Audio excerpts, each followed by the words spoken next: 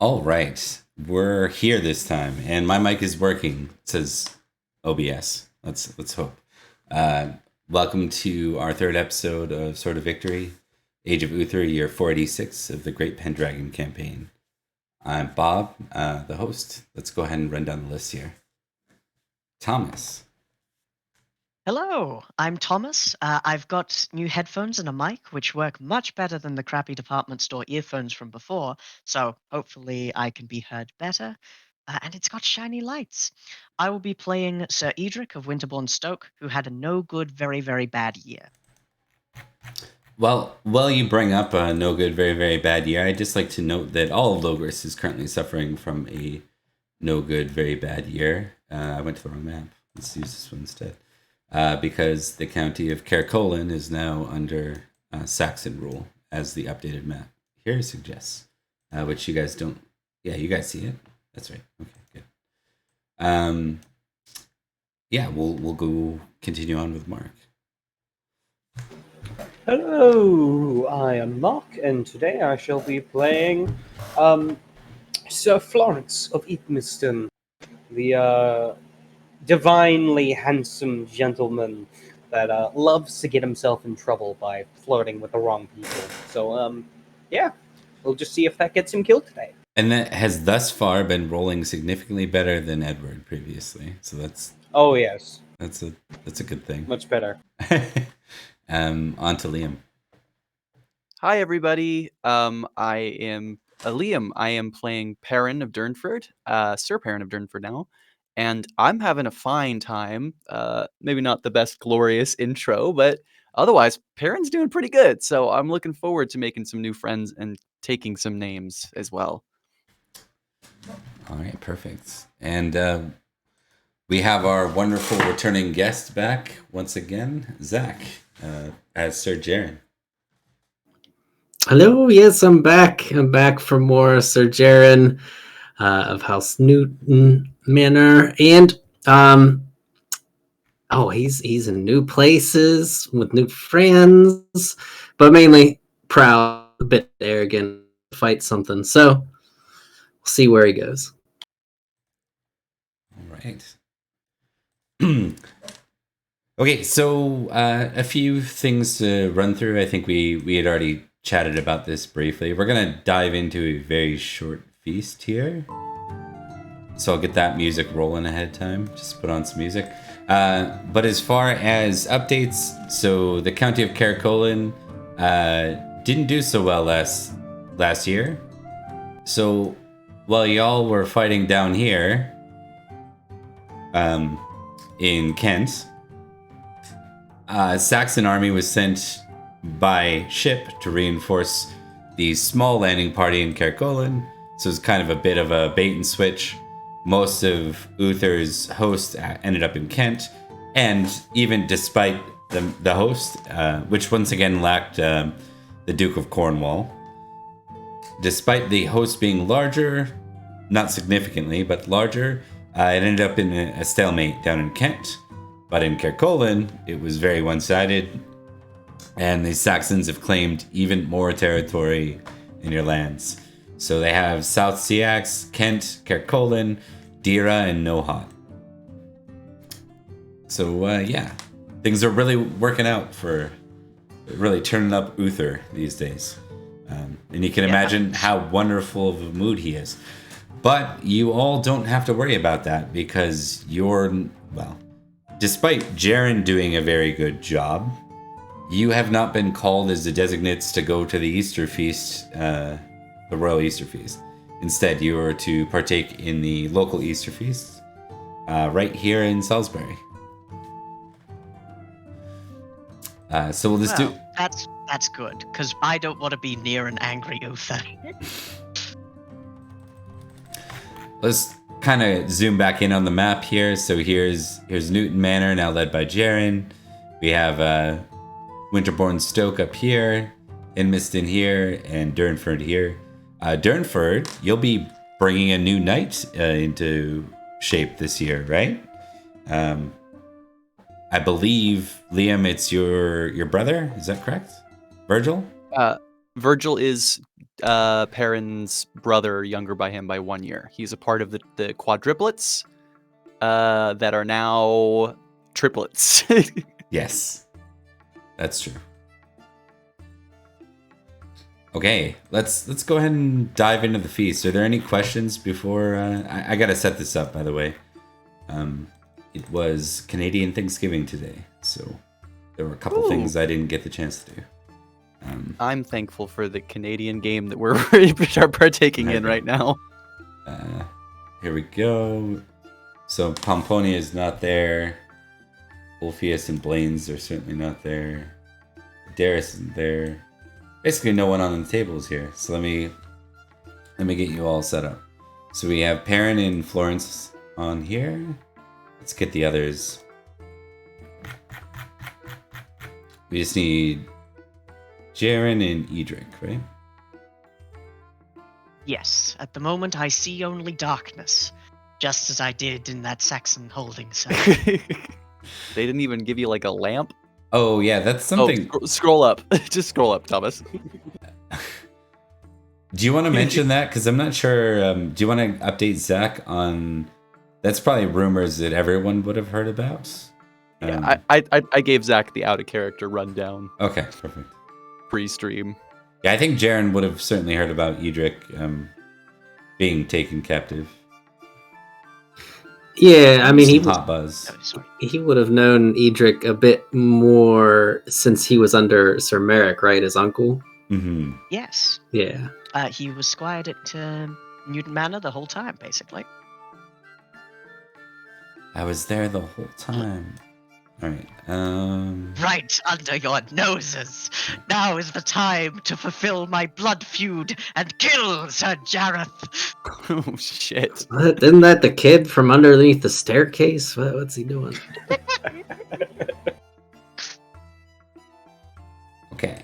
Darkness, like in that Saxon prison, and also my bedroom at Newton Manor, under the stairs.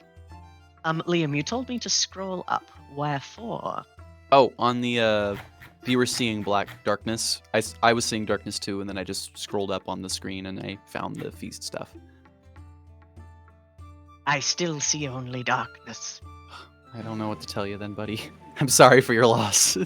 Do you really? Yeah, my token might not be on. No wait, I'm looking at the stream. I definitely am. That's odd. If you zoom all the way out and scroll up and down, is there like anything? Oh, I know what happened. My network connection was changed. I can see everything clearly now. He can see clearly now. The rain, has gone. Careful, we don't want to get copyright striked. Right. I'd be impressed if that triggered a copyright strike. Wouldn't even be mad about it. I don't know. Those DMCs are brutal. To call acapella with background music, I'd be impressed. One of those 9 people in the chat right now are just like, oh, I'm feeling litigious. Let's go.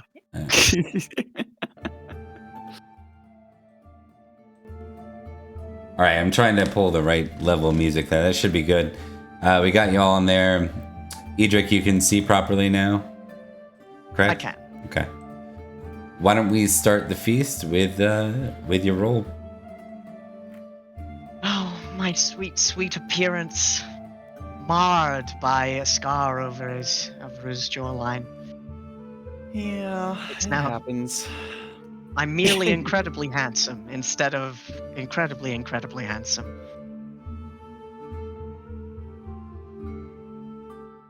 Gee, still a success. Yeah. Well, granted, I would have been successful had I had the minimum. Success. Though was it ever in doubt? 10%.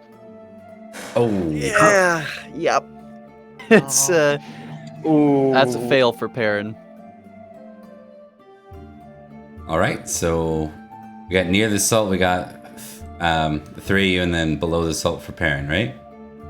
You're not on the floor. Correct. Could be worse. No, just I mean, below the salt for a knight of my stature. That's I It's pretty offensive. I don't think Perin. Yeah, I don't think Perin cares that much, other than he's not sitting with his bros and his hoes. Bros. All right. Is there anything else to cover before we dive in? Oh, 2 rounds today. There we go. Wow. So it's a smaller feast. I'm not going to do a full 3 round today. Any thoughts for what you all might want to do? Anything initially? Like usually I do a bit of a touch base and lead in, just in case there's anything you guys want clarification of or anything of the sort prior to actions. I don't know about... Honestly, sorry, you go. No, you've got the more pressing things to deal with necessarily, potentially. As much as I would like to draw cards, I also want to try and ferret out the source of the vicious rumor against Edrich's honor. So I might be doing an intrigue roll to try and catch up on that specific piece of gossip. I have my honor to look after. And remind me in your words, or in the words that you remember, what the gossip is. They thought I was the kept man of a Saxon. Okay. Or otherwise, the reason why I disappeared from that battle and turned up with a bunch of bruises and scars was because I was sweet on a Saxon lady. For sure. Really, that's the one? It's not the I'm a spy one? That would also be pretty important, but that's fair. I'm not a spy. I'm not a spy. Only the duo think I'm a spy. Everyone else thinks I'm a gigolo. That's a good point, actually. You're right. It's only the... Really? Which is worse? Yeah, it's only the people that have the authority to potentially have you executed that think you're a spy. You're right. That's not an issue. You're so They right. don't matter to me. They're beneath me in all the ways that don't matter. All right. So, I think if you're going to want to do that, I mean, we'll play that through in your actions. We'll go from there. So we'll start with Sir Florence. Go Florence! All right, then. Well, so Florence doesn't really have any actions he needs to do, so I'm just going to draw a card. Really, the only thing he could do is just cause trouble for people.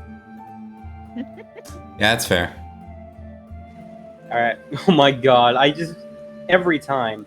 Oh, God. Romance.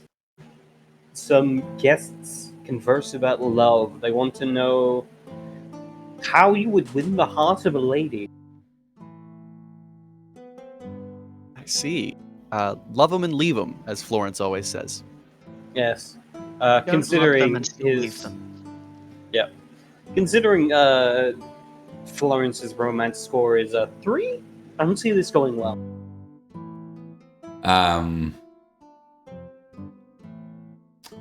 Right. That's a fumble. Oh, good. Fortunately, Incredible. that doesn't do anything on this particular card. It's just bad. But it's still bad. Oh, man.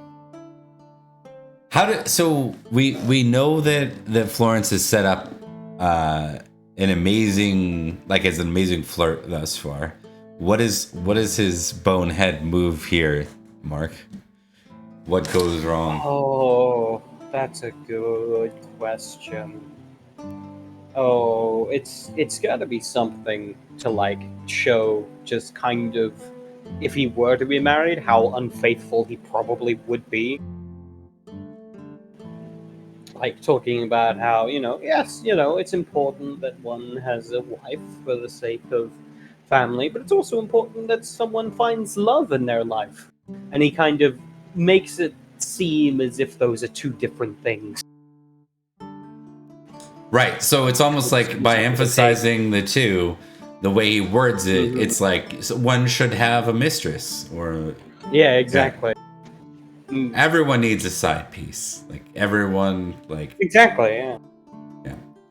yeah. So even though, and probably right over your head, like you didn't catch your own faux pas, Florence and has no idea. yeah. So he walks away going, "Oh."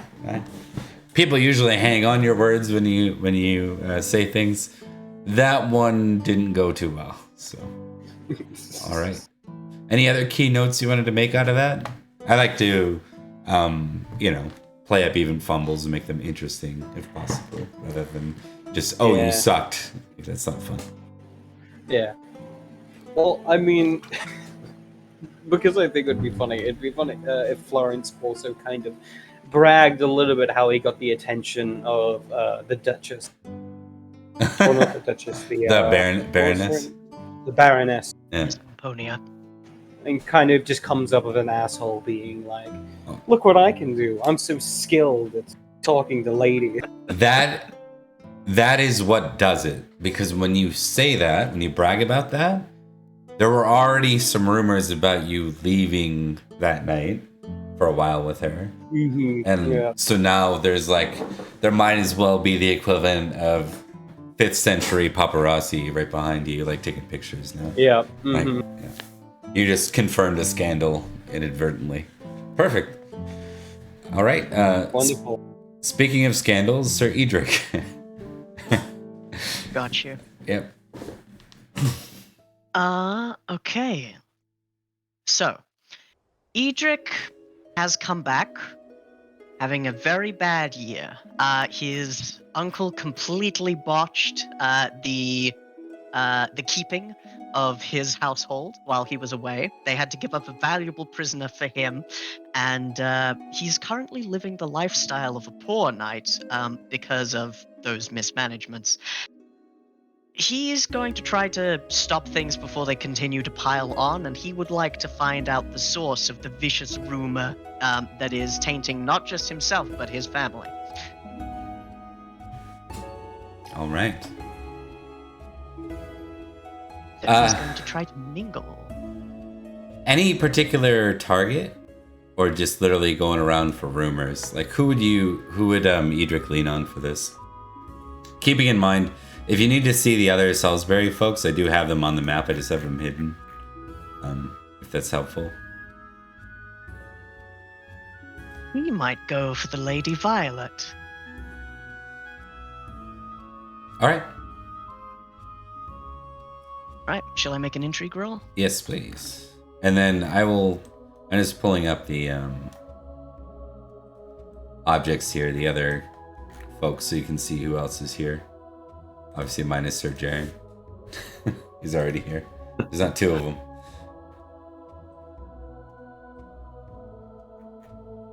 Big money, big money, big money, big money. 13 of 16. Success. Hey!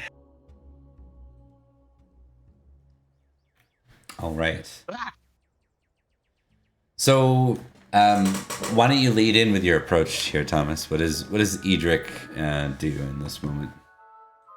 got you. Edrich is near the salt already, so already in a fairly nice position for socializing. He is going to mingle, but he's mingling with a purpose. He's talking to people, just catching up, doing small talk, but he's gradually, slowly but surely, moving his way towards the lady who wants to talk to, the Lady Violet. As he approaches, and hopefully when he detects a lull in the conversation she's having, he will approach and go, Lady Violet. Edrich.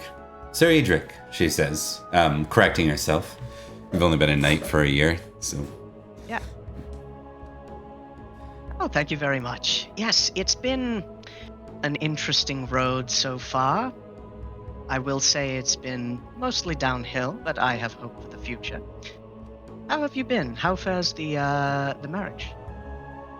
Oh, the wedding is coming soon. I do have invitations that will be sent. Riders will be sent to you and the others, of course. I'd like to have as much representation from Salisbury there as possible. Wonderful. I'll be honored to attend. Of course. I would invite Sir Gortrix, but I'm certain that he'll have more than enough to do, with his new role and all. Indeed so. He's been taking to it well, from what I hear. I believe it was a role that God designed for him. I couldn't have put it better myself. A role that needs someone to be large and, pick people up. Precisely. I actually wanted to speak to you. Goretrick spoke of you in letters a number of times, and he said that you were uniquely suited to courtly intrigue, that kind of thing. You knew what was going on better than, indeed, many of the lords did. Indeed, I was chosen to, well, find Lady Ellen directly, as were many of the knights that were drawn into that. Though I don't like to boast. I let my skill do my talking. It's the proper way of things. Indeed so. That is the way of things. I had wondered if I might impose upon you a favor. While I was... And he tilts his head and he says the words like they're forcing its way out of their mouth. Away. I had come back to find that there were some, let's say, theories about why I was gone. Not that I'd been taken captive on a battlefield, but something a little more salacious. Do you know who's been spreading such things, or why such things have popped up?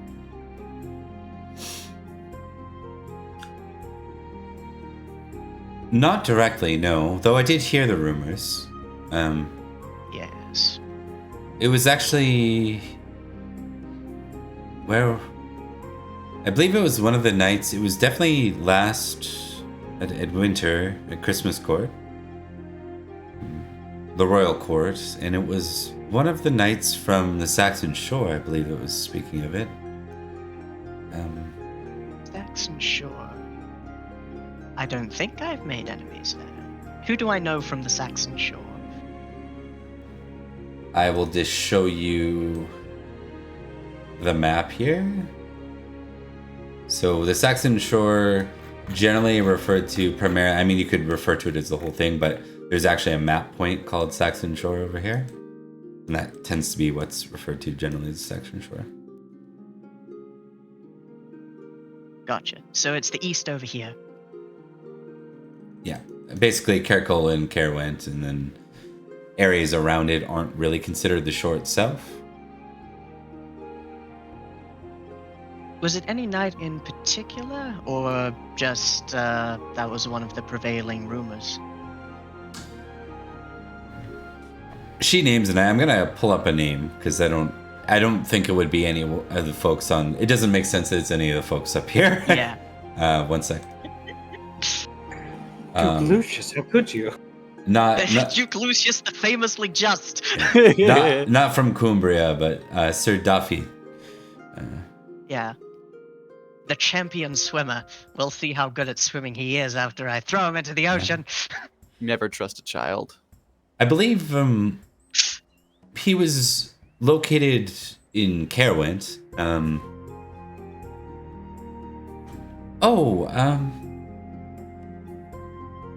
Now that you mention it, she says, and then she kind of phrases up like she doesn't want to share anything anymore. Lady Violet, this matters a great deal to me and my family. You're obviously aware that... It's just that I'd like to see old feuds die, especially childish ones. I'm not sure, this, but small smile. Well, Sir Jareth did come into additional lands in that area between Huntland and Caerwent, and I believe in the process underwent recruitment for additional knights in the area. And these knights might have been in the position to, say, spread some information. I think it's important that you investigate all avenues before jumping to conclusions on this. Again, I believe the feud can move on. I was so happy to hear that Sir Jaren, she motions to him, we'll see what he's up to in a second, has been enfeoffed with Newton Manor. I thought that might be, the end of the previous troubles. Letting Sir Edward's spirit rest. Indeed. Sir Jaren is, well, from all I've seen, an exceptional knight, a superlative swordsman.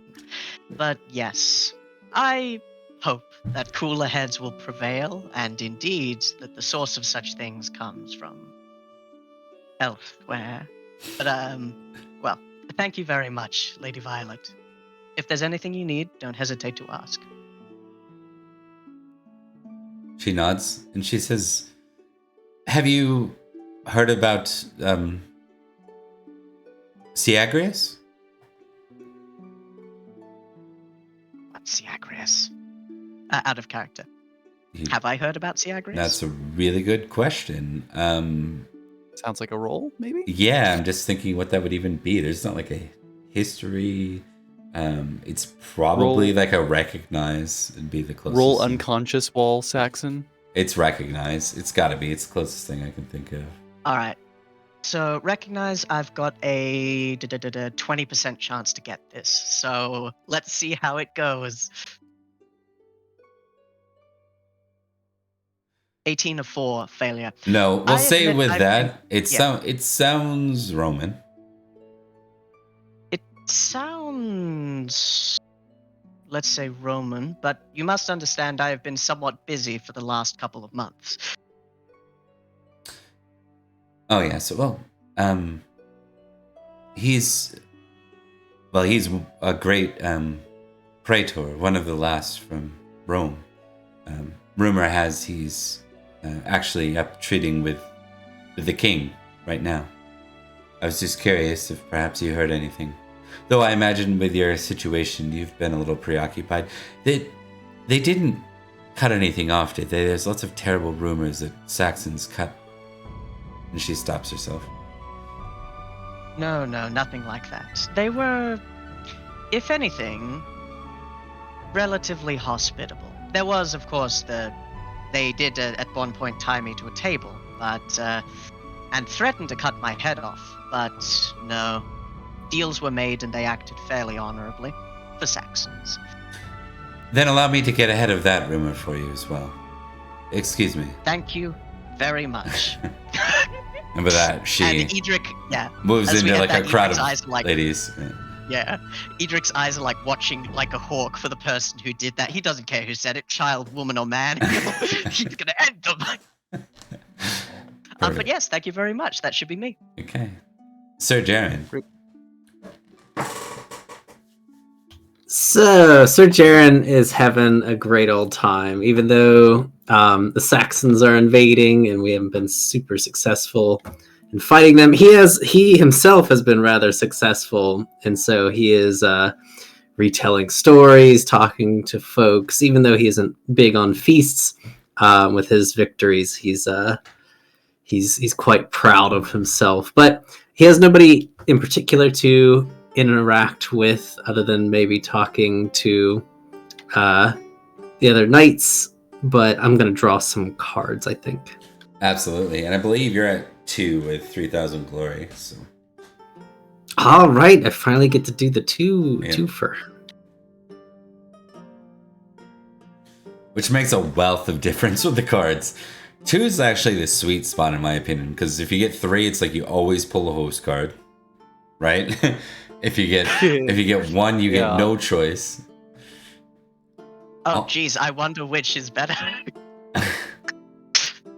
All right. Oh, we totally forgot to do the feast. Hold on. Oh, fruit tarts. That's goddamn good. I'd eat a fruit tart. I'd also eat roasted crane and pigeon. This stuff is normal. This stuff isn't gross. High praise from Thomas. This stuff isn't gross. That's all we can ask for with medieval food. Like that's a notch next to the best you can get. That's like a 9 out of 10 on IGN right there. So as opposed to the worst you get, which is a 7 out of 10 on IGN. So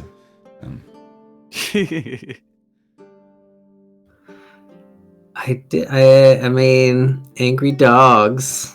I don't know if I've even seen this one before. I'll blow it up too. Angry Dogs had happened once, I think, really early on.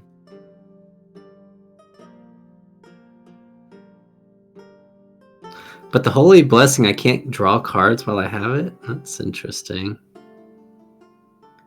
It is only a 2-round feast. So it's not super beneficial to keep it, because you only get 1 round with it. But it does. Yeah. Um, Let you succeed automatically. And if you don't do something that requires a roll, then you get 15 glory. Yeah, Dogs is funny. Dogs is funny, but he's not. It's not not going near dogs this feast. I think I'll go with the holy blessing. all right. All right. So Holy Blessing, you don't actually do anything. You just hold on to the card, right? Yeah. All right. So we're gonna go ahead and move this one over here. Move this one down. And God be with you. we're done with the near the salt. Actually, no. We'll play that out. So it would be. Oh gosh, I was gonna put this dude in the game, and I completely forgot to build an icon for him. Salat. Yeah, it's a lot. No. I It's like here. Salon. It's weird Salon's my friend. tangents. Yeah, you would say that. Both you and Bob would say that. I don't know what you're talking about. So there aren't bishops. I forget what they're called. This would just be like the local abbot, probably, right? Is that what they call them? Friar? Friar, maybe. What rank are you thinking for, like a region, or for like just the Yes. city or whatever? Specifically for there is abbots, Abbot John. I'm thinking specifically there's an abbey right here in Salisbury, right? Yep, Yeah. should be. And there's probably a lead figure that runs the abbey. Amesbury Abbey. Hold on, let me just do a quick check. I promise it won't be long.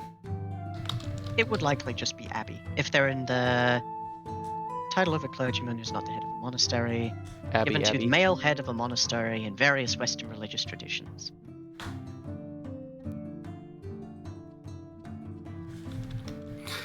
Roasted crane, roasted pigeon. We're taking out some birds. Someone's gotten really... Ashwin's gotten really enthusiastic in the last couple of years. Hey, man's got to do what a man's got to do, you know. Sometimes you got to black a bird. Black a bird. Like a bird. Black a bird. Black a boo. Like a bird. Merc a bird. Oh, you know, it might be in the main book, actually. Give me a sec.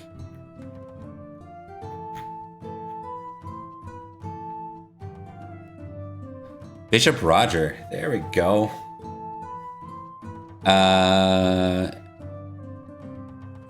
This is Father Tui. Father Tui. Priest Father of Salisbury Tui. Castle. Father Tui, Baba Booey. He's the personal confessor to the Earl and his wife. That's who this dude is. There we go. That's what I was looking for. And by Earl, I mean Count. Because the book kind of blends those two concepts together. Okay. All right. So Father Tui. Baba Booey. Indeed. So we'll kind of blow over, but he's the one that will bless Jaren. Jaren was a bit of a war hero, unlike the current knights in Mercred. He actually, you three would have heard of this. So Jaren did duel, like one of the, not unit commanders, but one of the, whatever the level up is above unit. I forget the name of it is, and was successful at defeating them. Company, yeah. So Jaren was, there were a few Salisbury Knights that made a name for themselves in that battle, and Jaren was certainly one of them. Father 2 will just come up and say, Sir Jaren, if you wouldn't mind, I would love to pray for you, perhaps over your food before you begin your feast. Before you break your fast, he says. Sir Jaren would like blink for a second. He doesn't usually have holy men coming up to him, but realizing again who he is and how magnificent his recent battles were, he nods with a grand smile and says, of course. Yes, I will need all the strength I can, especially holy strength if I'm to fight well in the next battle. And he begins to pray for you. It's not that extravagant. It's a lot of muttering in an old tongue. And when he's done, he looks up at you and smiles, and then walks away. He's got one of those, Abbott style bowl cuts. It's just like, with the long floppy hair. Jaren is thoroughly like his smile wanes as the blessing goes on. He was expecting like throwing of holy water and some kind of bang, and by the end he's considering tossing the food, but he goes back to his conversation. That's fair.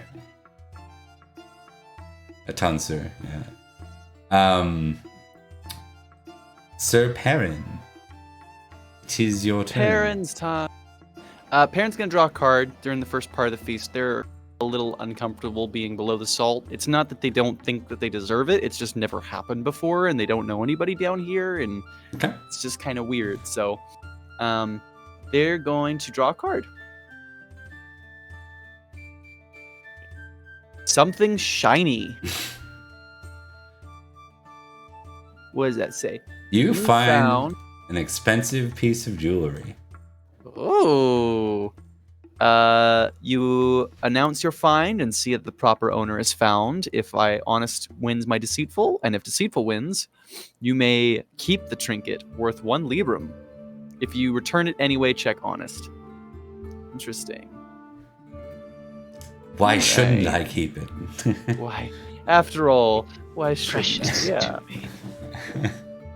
All right, that sounds fair. It's near the fire. It's got some strange engraving on the inside. No big deal. It'll be fine. Well, it is a 50-50 shot for me. Okay. Whenever I put it on, people keep ignoring me, and I see like this giant fiery eye. So I think I just need to sleep or something. Higher success on deceitful. Win. Mm-hmm. All right. So I think in this case, unless you really feel strongly against it, you pass both, so I'll allow you to decide. But your initial instinct anyways, you pick it up and you kind of pocket it. That's your initial instinct. Yeah, I think Perin reaches down and grabs it and looks around, see that nobody's attended it, and thinks on it and puts it in his pocket for a second. And I think by the time he makes it over to his table, he goes, what am I doing? His family's doing really well right now, and I think the mentality is oh, if I save this, then it will be something else. But as he kind of sits there for a second, he's like, this is stupid of me. This is worthless. I mean, it has a worth, but so I think he will still try to find his find the owner. He won't get the geniality, but he'll get the honest check. I completely forgot to give a summary for the outcome of your guys' manors. Actually, that's okay. We'll deal with that as we. We'll get to that. Yeah, when we get home. I said that I had a horrible year, but yes. We didn't elaborate further. Just because we did that off screen, so it'd be useful for people to see that. Also, we need to know what level of lifestyle you chose, right? If you bought up or not, that'll have to be decided. Why don't we just plan to write that out and we'll announce it. I think that'll be fine. Okay, let's go ahead and you're gonna look around for the right owner, Liam. Correct. Okay. Yeah, I think after a minute,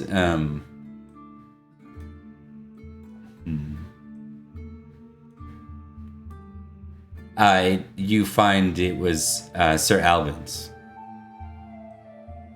And Albin's like, oh, thank you. Oh, of course.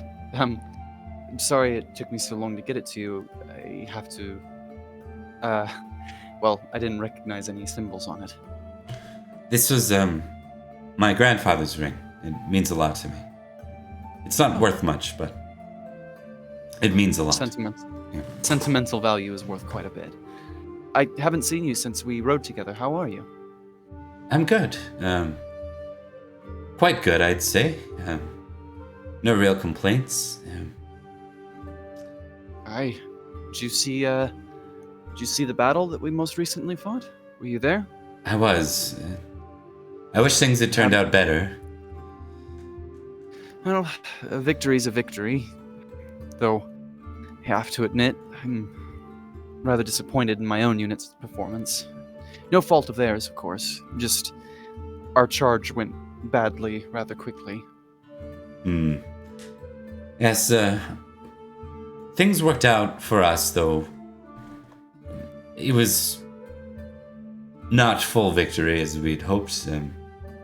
We managed to stay in the fight a long while. We lost one of our brother knights, unfortunately. But Sir Kenrick led well enough. I'm happy to hear that. It's a strange question, but you haven't by any chance heard what might have happened to Edrich, did you? I last found out that he was taken hostage, but I haven't heard or seen him since. Oh, yeah, I just saw him over with Lady Violet. Oh! Lady Violet? I see. Where I can't believe I missed him. I suppose it might be because I was seated strangely this evening. Thank you very much, Albin. I'll see you around. There were some very nasty rumors going on about him, I heard. I wouldn't pay too much mind to those. It seems that there are a few knights that might have a grudge against his household. I've known him to be relatively honorable, and of course, my family and his have been rather close. He seemed like him. Well, I remember him when we were pages. He was a nice boy, and he's nice as a knight. I enjoyed his company. Indeed. Out of curiosity, what rumors have you heard?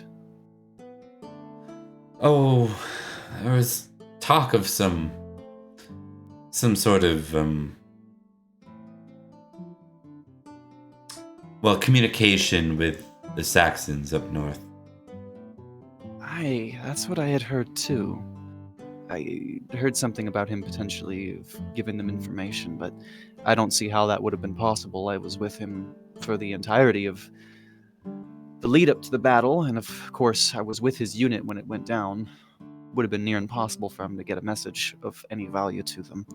Besides, I knew his cousin Sir Gortrix, and they don't take me as the type to consort with Saxons, if you understand my meaning. Oh, I do understand it quite so. Well, I wouldn't worry about it if none of his actions seem to suggest that's the case. Then it will simply die, as most rumors do. Of course. Well, enjoy your evening and keep a closer eye on your things. Yes. I did just want to ask before you go, real quick. You did.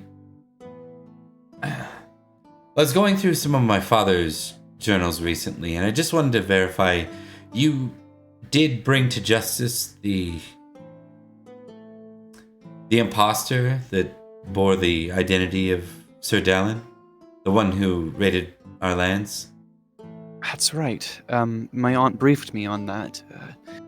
Sir Dallin and Sir Edward and Sir Gortrix all rode out and took care of the bandit using a spare shield lost in battle. As far as I know, the matter is resolved, and I trust all of their words on it. If you'd like, I could dig into it a little bit deeper. It's not something that I paid too much mind to, but I would be happy to. Well, I don't want to draw any bad blood. It's just that we lost a very notable household knight to that matter. So. I see. Well, I won't take any offense if you'd like to inquire further. I am the head of my house now, and I have the ability to look into certain things. Much thanks. I'd be happy to, at the very least, I'd be happy to provide some form of compensation, be it a favor or something or other. We're doing quite well this year. No compensation necessary. I believe that the Count has already asked for these matters to be set aside, so perhaps it's best we do. Thank you. Good. Yeah. I should hope that our houses maintain a closer friendship than before then. Agreed. All right. And Perin will make his way back to the munch. All right. So at the end of round 1, the Earl does stand up, and he looks like he's been drinking a bit, which isn't always. Sorry, I keep saying the Earl. Count Roderick looks up. He looks like he's been drinking a bit, and he's got Lady Ellen beside him. And he says, "To my knights, to inevitable victory against the Saxons." Here. Here. Yeah. We wait for the king's muster, but while we do, there is a call to arms. We will be sending raiders into the Saxon lands, and I hope to send our very best. Sir Mig and Sir Lad are working out the details, and you should hear from them very soon. And there seems to be a lot of, knights sit there and wait for war, so there's a lot of cheering at the mention of raiding Saxon lands. Woo! Warfare! Yeah. Finally, we get to do something. Fighting civilians. Jaren's already pointing at his squire and pointing and saying, "Go get the stuff ready." We're going now. All right. Beat the traffic. Let's go ahead and break right into round 2 with Sir Florence. All right. Well, I think there's not really much else Sir Florence wants to do, so I'm just gonna make another bad decision and draw a card. Perfect. Yeah, you've got 2 geniality to work with. 2 geniality is good to know. Yeah, that card didn't punish you at least. That's good. That's true. I did that myself. Oh no. More drink. Oh, fun. You're getting crunked. Everyone needs to make indulgent rolls. Oh, wait. Is brawl. Yeah, we have that chart now, don't we? We put that on here. We do, yes. All right. Ooh, it's an everybody time. Yeah, everyone can. I don't want to get drunk. Let's see if any of y'all get drunk. Lots of fees. That works out perfectly with the announcement they just had. More wine. Ale.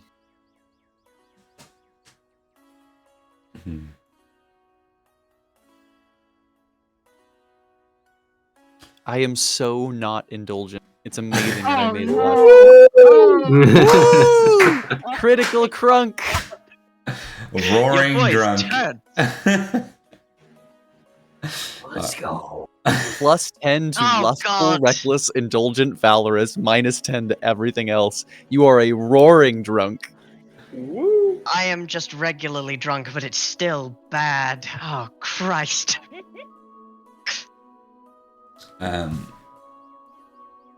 So we got the indulgent. So failure, no modifiers for Jaren. That makes complete sense. Jaren's like, I'm gonna have some drinks, but I need to brandish my sword here.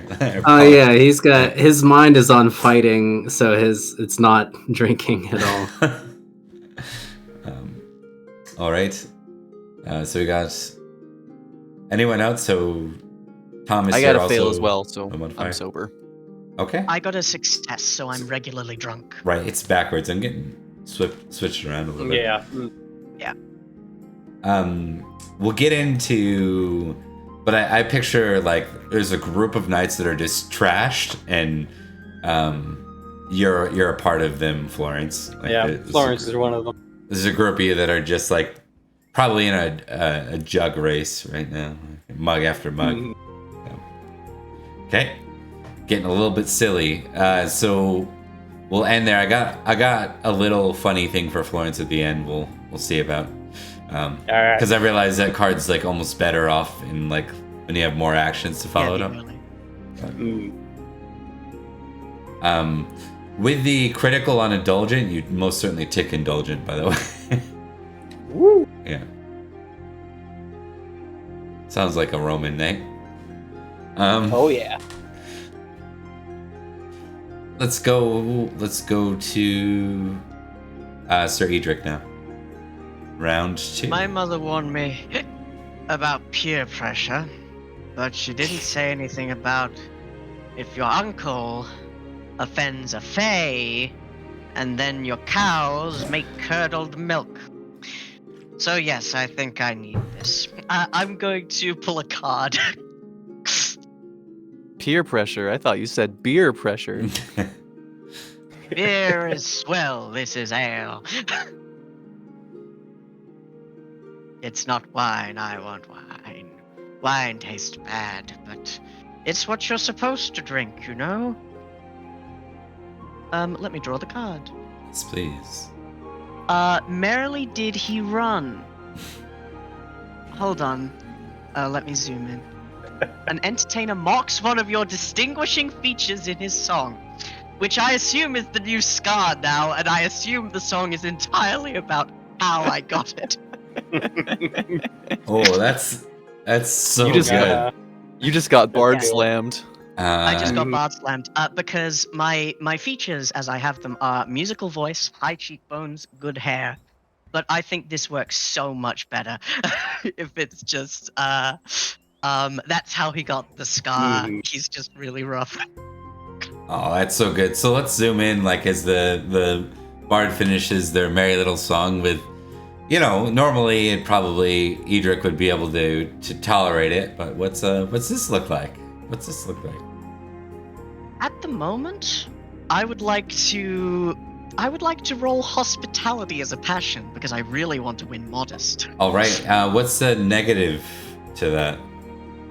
I believe I have a -5. You do. Yeah. Because it gives me -5 to everyone else. So it's a 50-50 chance, but if I fail, nothing happens. I just don't want to fumble. Yeah. You are too drunk to be kind. I know a lot of people like that.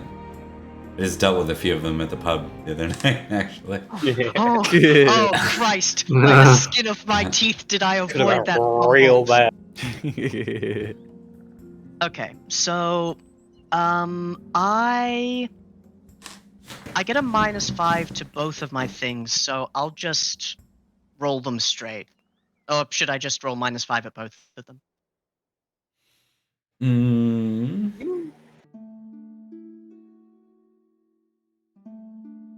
I'm thinking about this. Technically, this is -5 to everything. I'll support that. All right. If I wrote the card, it would be rolling- -5 to everything good. Like, Yeah, being more proud when you're drunk makes a lot of sense to me. it does. It does. You know what? But yeah. I'm gonna Yeah. jump in. Well, it is worth -2 geniality though. So I think it's like if Proud wins, it's very. If Proud wins, yes. And if Proud wins, I'm drunk enough to get angry, but not drunk enough to notice. If Proud fails, I just don't quite pay attention to that. All right, so let's do Proud first. Oh, success on Proud. Ooh. Come on, Edrich. Oh, Higher success on Modest. Slightly Thank higher success. fucking God. these are because of the live- penalties. So You live another day. So it would have been a 7 Now- and why is it an 8 and a 2? Oh, geniality 13. factor. Oh no, I didn't even roll geniality. I just rolled a -5, and I'm 13 on. Right. Okay. But No, yes, you- I should have paid attention to geniality because I currently have 2. That's true. Well, it won't alright, matter because you got to so, make a. Yeah, I want to Yes. change it. Um, So you're good. Indeed. So, now I'm really, really good at compose. I am also not roaring drunk. I'm regularly drunk. So it's going to be a little worse than normal, but I've got geniality. So what would be an 18 is now a 13. Come on. Come on. Yes! There you go. That is a success on compose. Right now he's in that zen-like state, like right before you get fully hammered, and just like way past sober, like you've had very nearly 2 drinks. If you've watched that Mitchell and Webb sketch. Yeah. But yes, he's just like doing this, and then his courtly mind is like, wait, someone's saying something bad, and then he turns towards the bard. And he listens along to it. I imagine, like, at the end, people are like laughing and like looking back at him. Hmm. Yeah, for And sure. he thinks for a moment. And there's that war within him. He's like, oh, should I take offense? No. If I take offense, it will be worse. So, like, at the end of that calculations, he's like, you're just jealous you can't get any.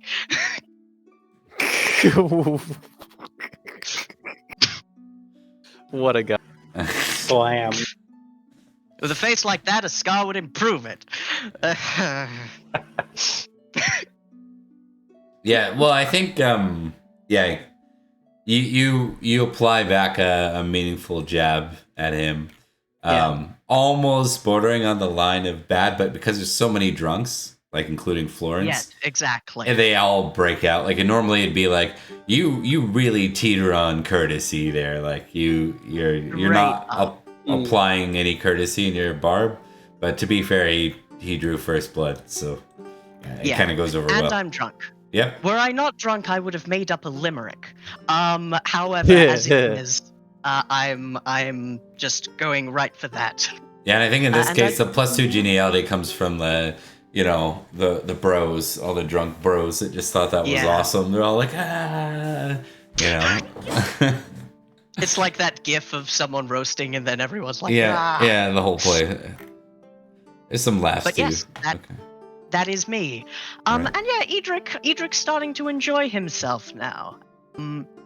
Though, yes, as Sir Perin hasn't seen him in a while, as the bard mentions it, yes, you would see a new, like, scar running across his face. And that is me. All right. Nearing the end, Sir Jaren. Yeah. So, question. So, all the tokens on the right side are people at the feast as well. Yes, correct. Well, no, sorry, not Dallin. Everyone else. Ah, shit. That was Yeah. the one. Yeah. Sorry, buddy. No Yeah. doubt time. So You've heard that, and maybe you haven't. Maybe you don't really know where Dallin is. It might be something. yeah, that's he is actually gonna make his way over to Lady Fleor. Is that how you pronounce it? Yeah. Oh, this should go well. Okay. Perfect. Yes. So, and he's a little hesitant at first to make his way over there. He eats his holy food or whatever, scarfs it down before going over, and he gives a small bow to the lady before saying, "Lady Fior, I apologize. I just had a few questions if you weren't busy talking to others." Oh no. This time, she kind of looks around. Why don't you give me an intrigue test? This will be like your intrigue overall to see if you pick up on what this is. I know Jaren's really known for his intrigue. He is very good at that. Yeah, so no clue whatsoever, but there seems to be some additional eyes. Like, for the rest of the viewership, there's a lot of eyes paying attention to Lady Fleor and Sir Jaren as they talk. Yeah, including her nephew. Did you want to talk here? I can just watch. I'm fine with just watching. No. from below the salt. That was Lady Fleor to Oh, my bad. Sir Jaren. Sir Jaren looks around like a little confused at the question and slowly nods.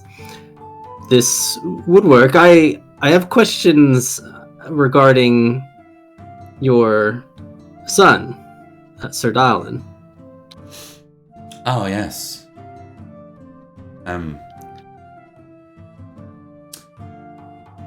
You must forgive me. I've been a bit absent after losing Elizabeth, as it is. Right, and he nods as he takes a seat. Must be very difficult. I was wondering, where is Sir Dallin? I know much is going on with the Saxons, and this is a feast, and all the important names and knights. Everyone gathers. Oh, well, yeah. He is actually still here in Salisbury. He's been assigned a different role. He has been assigned his own manor, actually, in response to the Count's need for additional support. Do you know Camelot Forest? I do. I hunted in those woods for many years, actually. Oh, good then. Perhaps you can visit him. He has taken up an estate or a manor there, in the woods, a woodland manor. He's charged with keeping the peace from banditry by the Count. But I think, like many woodland manors and their owners, he's also taking up the role of a hermit, it seems. She frowns. A hermit? And his face screws up a little bit as he looks around and he spots the knights all... some may be drunk and clamoring for battle. He turns back to her. Sir Dallin has been on many a battlefield. I have fought with him quite a lot. Why would one turn away from such glory and esteem and become a hermit? Well, that I don't have an answer for. Perhaps it's something that the Count and Sir Dallin have worked out. Or perhaps they simply tire of the politics, as it is, of these courts. It's truly hard to say. I see what you say, my lady. Yes, the politics, this court, and, well, all of it. Honestly, I could do without it. I still have my loyalty, of course, but it can be very tiresome, which is why I stay on the battlefield mostly. Maybe I'll have to make a trip down to down to the woods and to where Sir Dallin now hermits at, and see if we can get him back onto the field or back into something a bit more worthy of their name. I mean, fought side by side with Sir Dallin many times, and, well, I think it can keep happening. Oh, A more astute knight might notice her change in face and nervousness as the conversation continues to dwell on Sir Dallin, and she says, "You are an old and well, perhaps not old, but trusted friend of Sir Dallin. Your name was mentioned prior. Maybe it'd be best if you speak, you make the journey yourself. It might prove more eventful. It would. It would, and actually. I haven't been down there in quite a while. I think I will.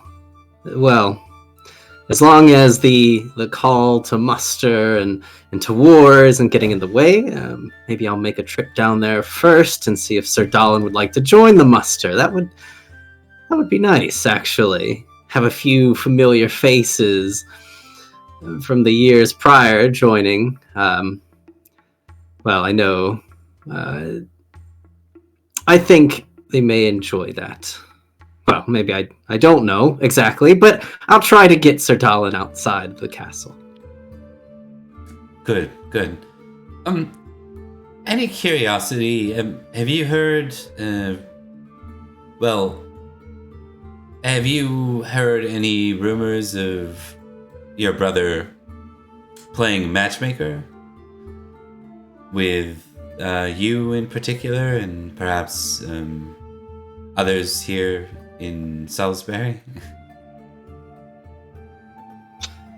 Jaren blinks, little unsure what to say, which is not very Jaren-like, as he looks around. As you look around, Surrey Lad walks by and he pats you right on the shoulder and he says, Sir Jaren, I'm sorry to interrupt, Lady Fleur, but Sir Jaren, if you could gather a few good young knights specifically, perhaps Sir Florence and those who he companions with, I have some duties to see you to. You assume this is 100% to deal with the upcoming raiding, right? And Sir Jaren quickly grabs that lifeboat that has been thrown in front of him out of this conversation, and he stands abruptly, almost too abruptly. His knee smacks into the table. Oh yes, of course, Sir Lad. I apologize, Lady Fleor, but this is urgent, and well, the Saxons are ever raiding, and it's time they have some of their own medicine. We can talk about this perhaps another time. Be safe, Sir Jaren. He nods and smiles a bit awkwardly as he stumbles out of his out of the bench that he was sitting on, and quickly makes his way over to the knights. Sure. All right, and then we're going to end the round with Sir Perin. Perin has been watching this whole thing go down. Can't really hear, but just kind of suspiciously like, who's this guy from Newton Manor talking to my aunt? I think they're going to... I think I'm going to do another feast card. Perin's not ready to start doing shenanigans in the court besides enjoy themselves. It's a feast. You're supposed to have fun. Dallin didn't like to have fun. Sounds good. Popular. I am so popular. Oh, that's You are good. popular tonight. Everyone seems drawn to you. Keep this card. While you do, gain 2 geniality per round. So this You roll round. success. Yeah. If you roll a success on proud or a failure on modest, you must discard this card. Just by drawing that card, you get 2 geniality. I So know. That's really good. It's pretty good. Mhm. Yeah, I'm awesome. What can I say? But no sense in rolling modest and proud. Well, I think it's that's- just That's supposed for to a be future if it thing. comes yeah, up. if it comes up. Yeah, agreed. All right. Yeah, so Sir Perin, you seem to be getting a lot of attention. Probably a mixture of both, the drunken knights, and there's lots of celebration, some dancing. You're a popular pick amongst the dancing, I think. I think Perin kind of like accidentally fell into. He was telling a story to the knights that were below the salt about how terribly their first charge went, and like kind of making jokes out of it. And from there, it just kind of all the drunk knights started doing fun shenanigans, and he's just like kind of at the head of a lot of them. Like what dancing's going on, he's kind of there clapping and like leading that, and you know. And every once in a while, he just shoots a look in Jaren's direction. Right. All right. So, while that's happening, that closes out the feast. So we're gonna kind of move to Sir Jaren, who's about to wrangle up the boys here for a quick conversation. Why don't we do that little player character scene there? All right. Well, Sir Jaren is super pumped to get a gaggle of knights together to form this raiding party. Is this scene taking place like at the side? Like it's not like the events go on in the night. It's kind of assumed that but this is towards the end of the events, effectively. All right, so Sir Jaren's kind of like pacing, not like a drill sergeant pacing in front of everybody, but more pacing because he's in his own mind as well. He says, "Right, I've sent my squire already to get prepared, and the horse and with armor has to be clean. Remember, sharp swords, very sharp swords. This raiding, well, I'm not sure exactly what we're going to be doing with the raiding, but we're going to be killing Saxons, which is the most important part. So is everybody ready?" What? Yes, Sir Knight. Death to those godlet heathens. No, I mean, definitely, and screw them, we got a bone to pick, but, like, now? Surely we gotta wait for everyone else. Why would we wait? We have plenty of time to get going. That's the spirit. Four people against a big old army. And I can't do that. I do it one person, and then he hit me in the face. And then a two-headed calf was born on my land. I'm not sure But how Sir they're connected, Knight, but I know there are. You forget one important thing. We have God on our side. Cannot lose. And well, there, Just got holy blessing. I do agree. We do have the Lord on our side. To see as the priest, he blessed my food. I'm not sure. Did any of you get blessed food? Maybe we should get more of that. My I think food he was may nice, have but it blessed wasn't my delicious. wine. So He holds a cup of ale. at that point, Elad makes his way over, saying that the group of you are together. Except for Perin. Oh yeah, that's a good point. Is Perin wandering in at this point? No, I think Perin doesn't even know that this is happening until somebody comes and collects him. He's been with a different group like the whole evening. Yeah, that's fair. They do see Perin as someone that's alongside Edrich and Florence for this. So I think Elad comes over and says, Sir Jaren, wait a minute, where's Sir Perin? I think I saw him earlier, but Sir Jaren's looking around, finally getting out of his head of pacing and thinking about the fight. He was being carried on the shoulders of someone. I couldn't recognize the banner. It'd probably be pretty easy to see that Perin's kind of standing on a chair, so he's a little bit above everybody else in a certain area. You could spot him, and there's like a crowd around him, and he's saying something to them that they're laughing at. Which case you Sir would Jaren see. is trying to kidnap us. Sir Perin! Sir Perin!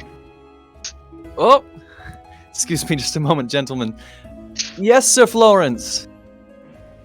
Come, Sir Knights have important message. Oh Going to dear. war.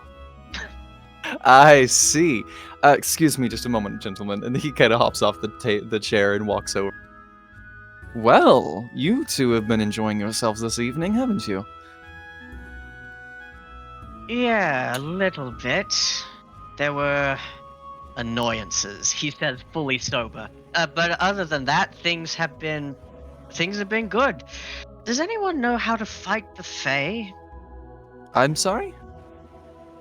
I need one dead. I But that could- can wait later. Right now there are Saxons to fight. Indeed. A lad says, Sir Jaren, thank you for gathering this group together. These are the knights I had hoped for in particular, especially to pair them with you. You're quite renowned with the sword now, Sir Jaren. Perhaps our best. Sir Jaren, Newton Manor, right? Yes, I have been practicing quite extremely honestly in the last few years, and I've gotten quite good. And he gives a very pearly smile. I'm excited to ride with you. I've heard much about your manor from my cousin. I saw you speaking with my aunt earlier. I'll have to ask you what about later on. I am honored to be able to ride at your side for this trip. Of course. We can speak on it later, and I'm honored to ride with all of you. Actually, I'm looking forward to guiding each and every one of you. I know you haven't seen as many battles as perhaps Sir Alad and I, but we'll get there. There's always plenty of Saxons to fight. I'm quite pleased to hear these words from you, Sir Jaren, the lad says. Though perhaps I was not clear in my word. I'm afraid that you won't be participating in the raids. You see, I have far more local and important duties for you all to participate in as part of the garrison that will remain behind. I see. So What the is look there? on Sir Jaren just like puckers his mouth like. So, right. And he just sort of ends with that word and just is very, his face gets a bit red. Our borders are in need of patrol, especially those that have faced the raids from the forest to the west of us. Ever since our invasion of Summerland, there are non-stop continued problems with, well, whatever you may believe. There are problems. We need a retinue of knights to ride along the border and maintain its security. Well, others are away. We were patrolling the west side? We're not even fighting Saxons? And correct, yes. I see. Well, we're honored to take this position. Right, Every fellas? one of you can make an intrigue roll if you want. Yes, please. Yeah. I am Um, doing it at a -5. I was about to say, Does our don't- geniality count? Don't forget your smashed bonus. Does our geniality count? Yes. Do it. Hell yeah. In Where that am I at? case, you would have done it at a 6.5. 6. Okay, 6.5. I think this is great that Jaren failed because I'm gonna give you something. Like I think you're already tracking on it anyways. So. I am at +5. I'm at 4 geniality now. Is that right? No, just 2. Just 2? Because did I not get any from my first round? Blow the salt still No. generates 1, doesn't it? That's right. No, above the salt generates 1. But he got one for the successful intrigue, didn't he? I didn't do it. I didn't do an entry. Yeah, you didn't do. Oh, you didn't do. What did you do the first round? I don't You remember. rolled the card and you got the shiny object. You Oh, got the right. That's shiny right. object. That's right. Right, and there was no Yeah. geniality. Okay, so I just got 2 from the card at the end then. Yeah. Gotcha. That card Well, saved shucks. You're still, at the moment, I'm still rolling Yeah. at a 17 now. All right, that's a success for me. All right.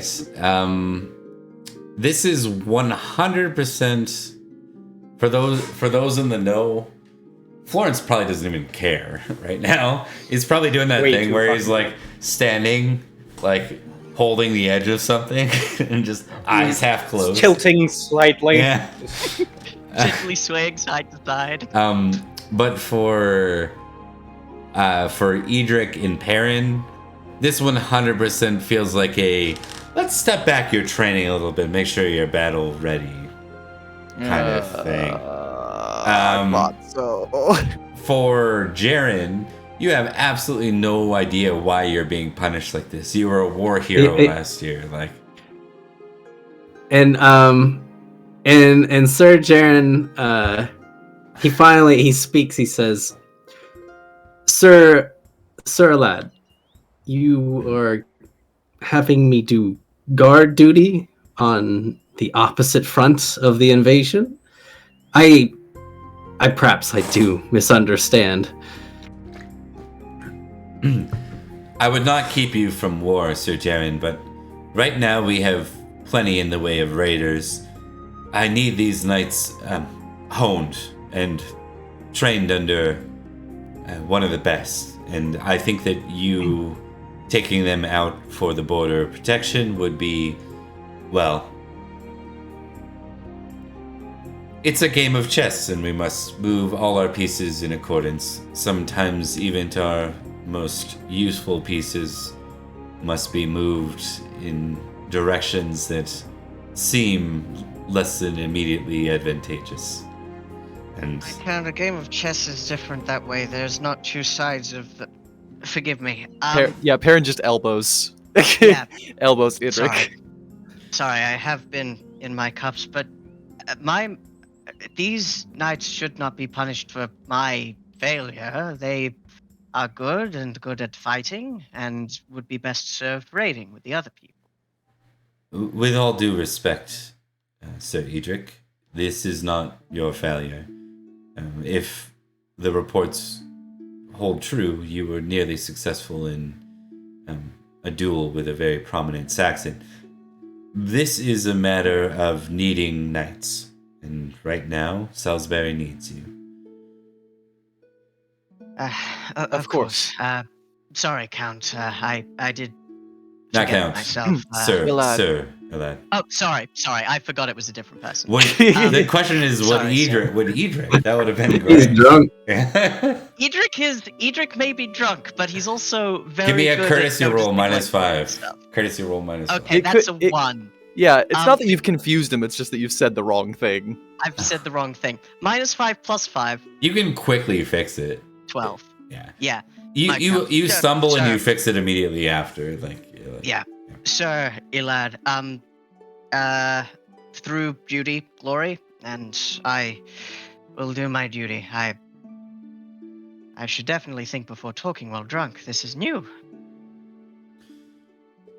You don't know. Like I think leaving it with Jaren not knowing is like one of those really important pieces. He's just like, what the actual is going on here? Mm. Yeah. Sir Jaren's kind of like still like staring a hole into Sir Lad, but eventually he gives out a long sigh. But he nods. Of course. You need the best to create the best.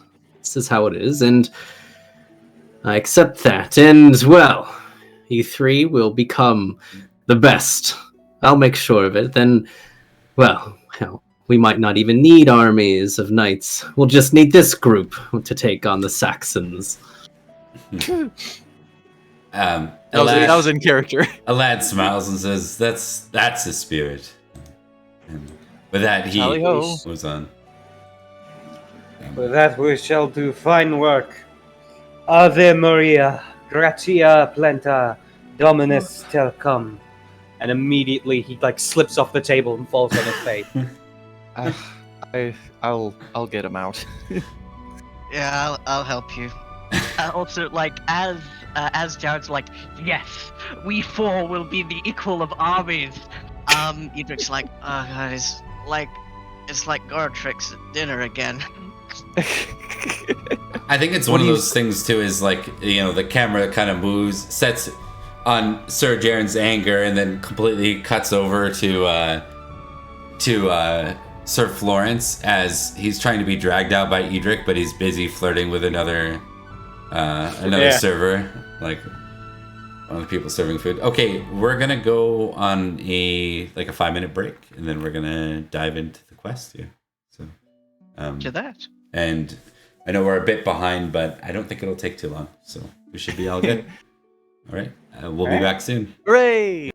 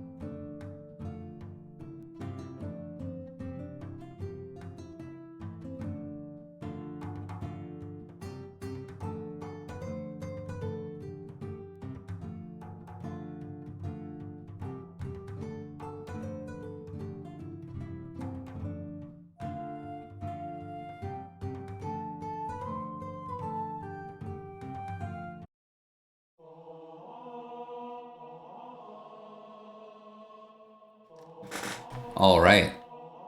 Let us begin the journey. We're doing a journey to the west. Sorry, continue. Indeed. So you'll be riding out along the forest line, basically, which would be like Salisbury's borders, all the way up to the uppermost side. So this is quite a long journey, like several days. You'll be doing this multiple times through the spring while others are away raiding. You ride out past Vagon, which is Sir Lad's place, and then along to Till's Head, which is run by Mig, and then on into West Lavington and beyond. Ugh, that's a bummer. Yeah. We're gonna pick up just as you pass West Lavington, with a bit of a scene and zero in on this. All right. So, first thing we're gonna do is we're gonna test the general weather. Let's see how this is going. Ooh, weather test. Weather test. Tornado. Right? 100%. 1 sec. Let me just pull this up.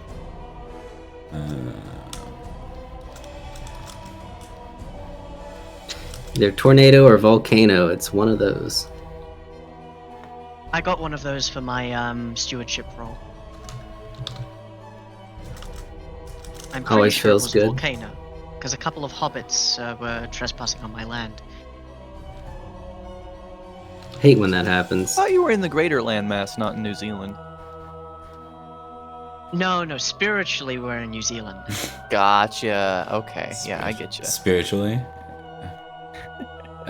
Emotionally, I'm in The Middle fake Earth. nest. Yeah. Yeah. I should be in Numenor, but here I am. Yeah, well, thank your ancestors for that, Flub. 1 sec. They had to rebel against the Valar in pursuit of immortality. And now we're in a dying world. I'm not going to worry too much about the weather. There was a chart that we had for last session. Worry about that later. It's going to throw off those thematics here. I want to get back to thematics. All right. So it's basically like we'll go with the standard. It's a foggy, dreary, damp and generally gray day as you ride along the border. The trip so far has been relatively miserable. Spring weather. Some days you can even see your breath. It's so cold. And you've been relying on the hospitality of Knights Manors as you go to keep you warm for the most part. Unless Jaren has anything else, are you like boot camping them at all? Or are you putting them through like rough? So yes.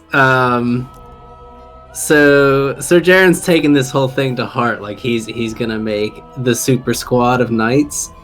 In his own mind, it's gonna work out perfectly because he has the best training regimen. I mean, he had Blackwin as a sire, and he was we did a lot of hunting trips and through the woods and a lot of rough terrain camping. So yeah, we probably have our squires, our horses, and not a whole lot else.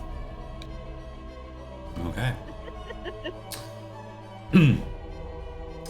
I'm going to get you all to give me a test spiritual, please. This is for your dreams in West Lavington. Critical spiritual. Concerning. Damn. I know the Fae exist. They annoy me. I don't know what you're talking about. Unicorn, schmunicorn. Oh, It's hard. Okay. We're gonna give Edrich with a 10. First off, you can tick spiritual. Hell yeah. You see in your dreams lady emerge from water. She begins to walk almost on top of it. In the distance, you see a single small boat, like a ferry, riding out on the water. And then your dream ends. You don't really know what it is, but it seems meaningful. It seems important. It seems very old, and yet, like, almost like you experienced it directly.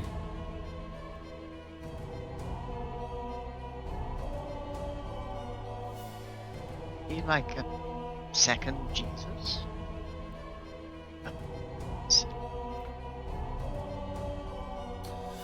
All right. So, you begin to ride out on your day. Was there anything, Jaren, that you wanted to add for today? You're kind of the one in the lead here. I mean, the whole time Sir Jaren is pretty much is drill instructor. You know, keep your armor nice and shiny. You gotta look good, even though we're trudging through stuff. So the squires are constantly working, sword sharp.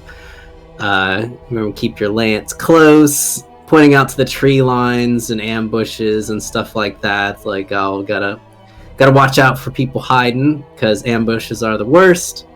Those kind of speeches.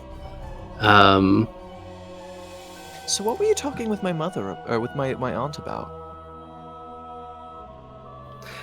Oh, right. You're from Durnford, and that means relation. So, we were discussing your Sir Dalen. Cousin Dalen. Ah, I see. So no marriage proposals then? So, what? Wait, what? No. Awareness No. rolls. Oh yeah, that's perfect. Yeah. Ah, that's a fail. Perin, you're supposed to be good at this.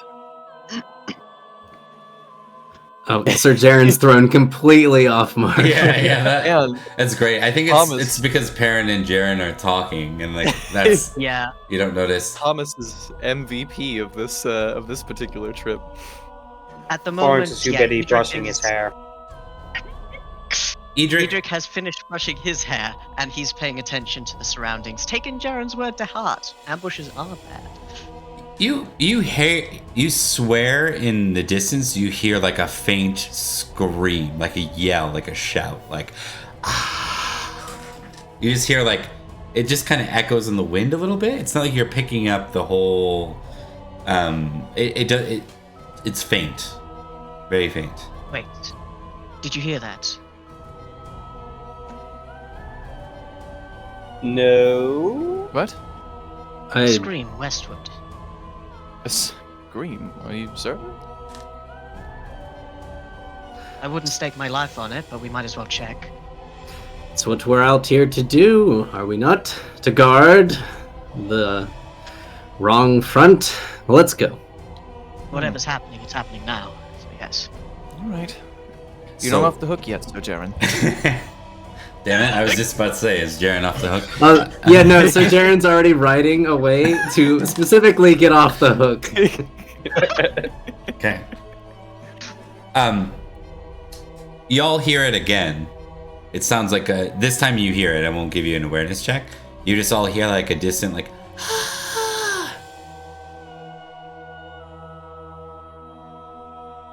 There it is again. Continuing to ride Yeah. on towards it. Yeah, heard it that time. Let's go.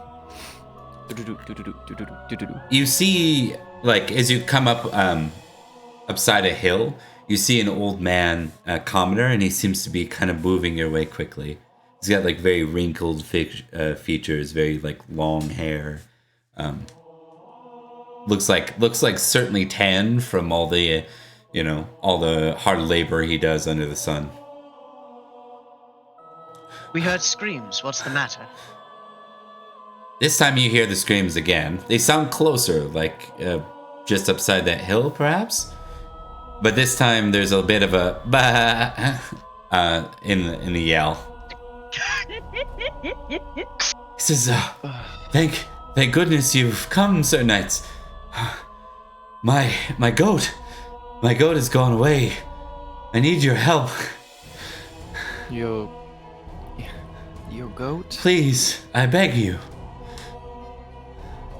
Your goat, he screams like a man, but They do that sometimes. sure. Sir- Edrich looks to Sir Jaren. Sir Jaren is like slumped in his horse as he looks around and he looks towards the old man and says, "Right, your goat. We will rescue it, I suppose." All right. So, Jaren, show us how it's done. Sir Jaren shoots Sir Perin a glare, but smiles brightly as he rides a bit forward. Right, so where do you think your goat has gone? He just went up the hill that way. There's ruins from an old manor, not far from here. Please, before he gets away. Let's save a goat. Yes, up to rescue the goat. Come, men, we keep your eyes peeled for any ambushes from goat murderers Ooh, along the range. goat Yes. murderers. What about goats? Like ghosts, but goats. I tried to make something work there, but it really didn't.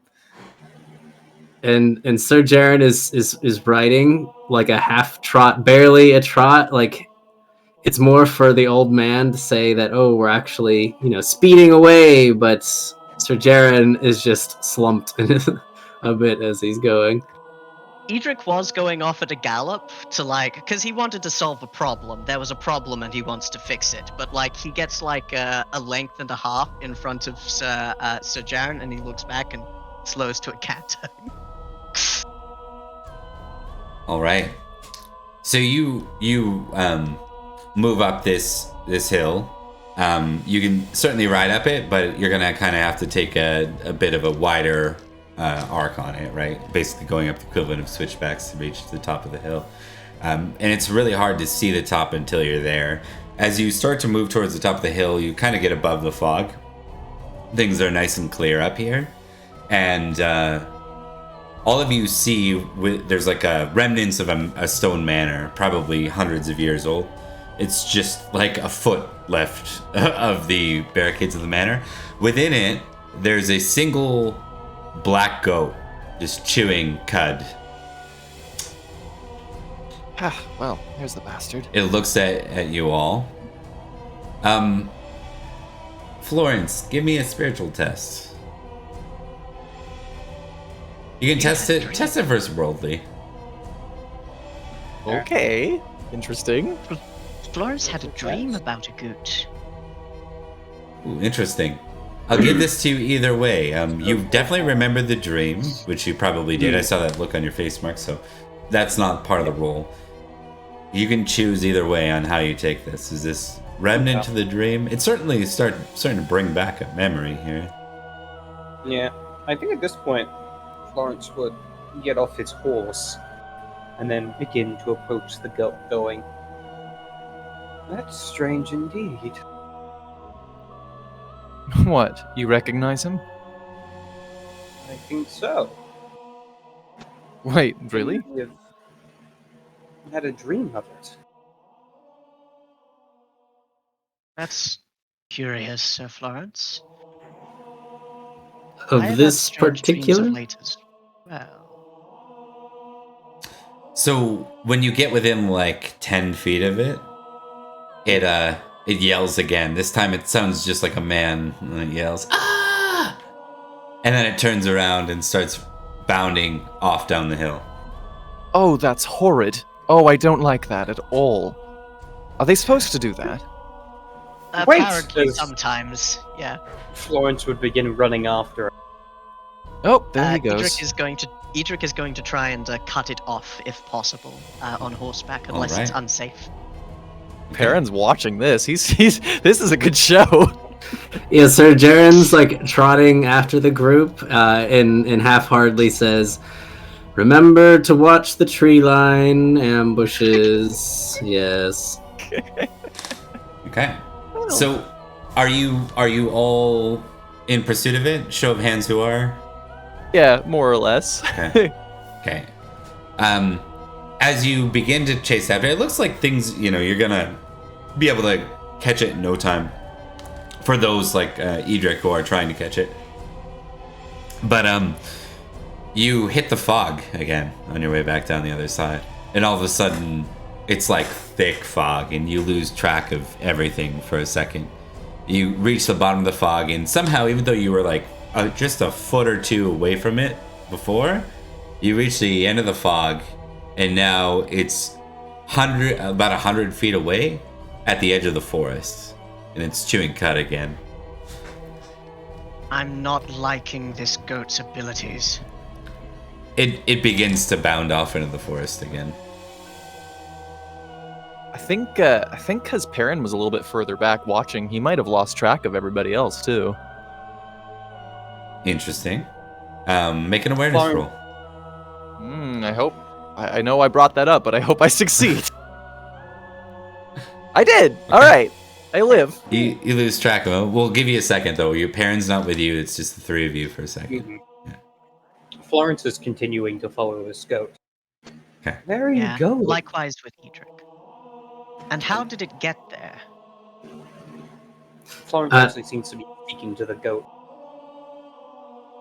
So, Sir Jaren's more or less following the people and less the goat. And he's just following after and says, "And how do you know this goat? I mean, is it this particular goat or just black goat? Is it a dream?" I am unsure. Surely is.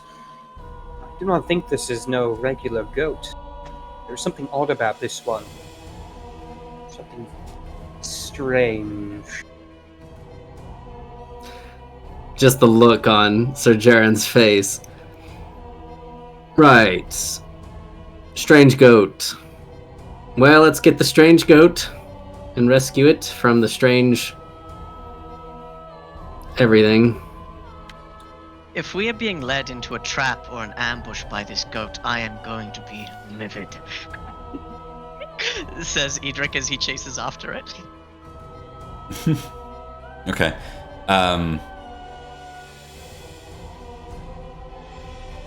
Okay, so we're going to go ahead and give you all just like basic horsemanship rolls. Don't fumble. That would be bad. You start to ride towards the forest, and Perin arrives like not far behind you. He's the furthest back of the lot of you. That's so unlike Jaren. This is great. Stop having a good week. No, this is the worst stupid goat.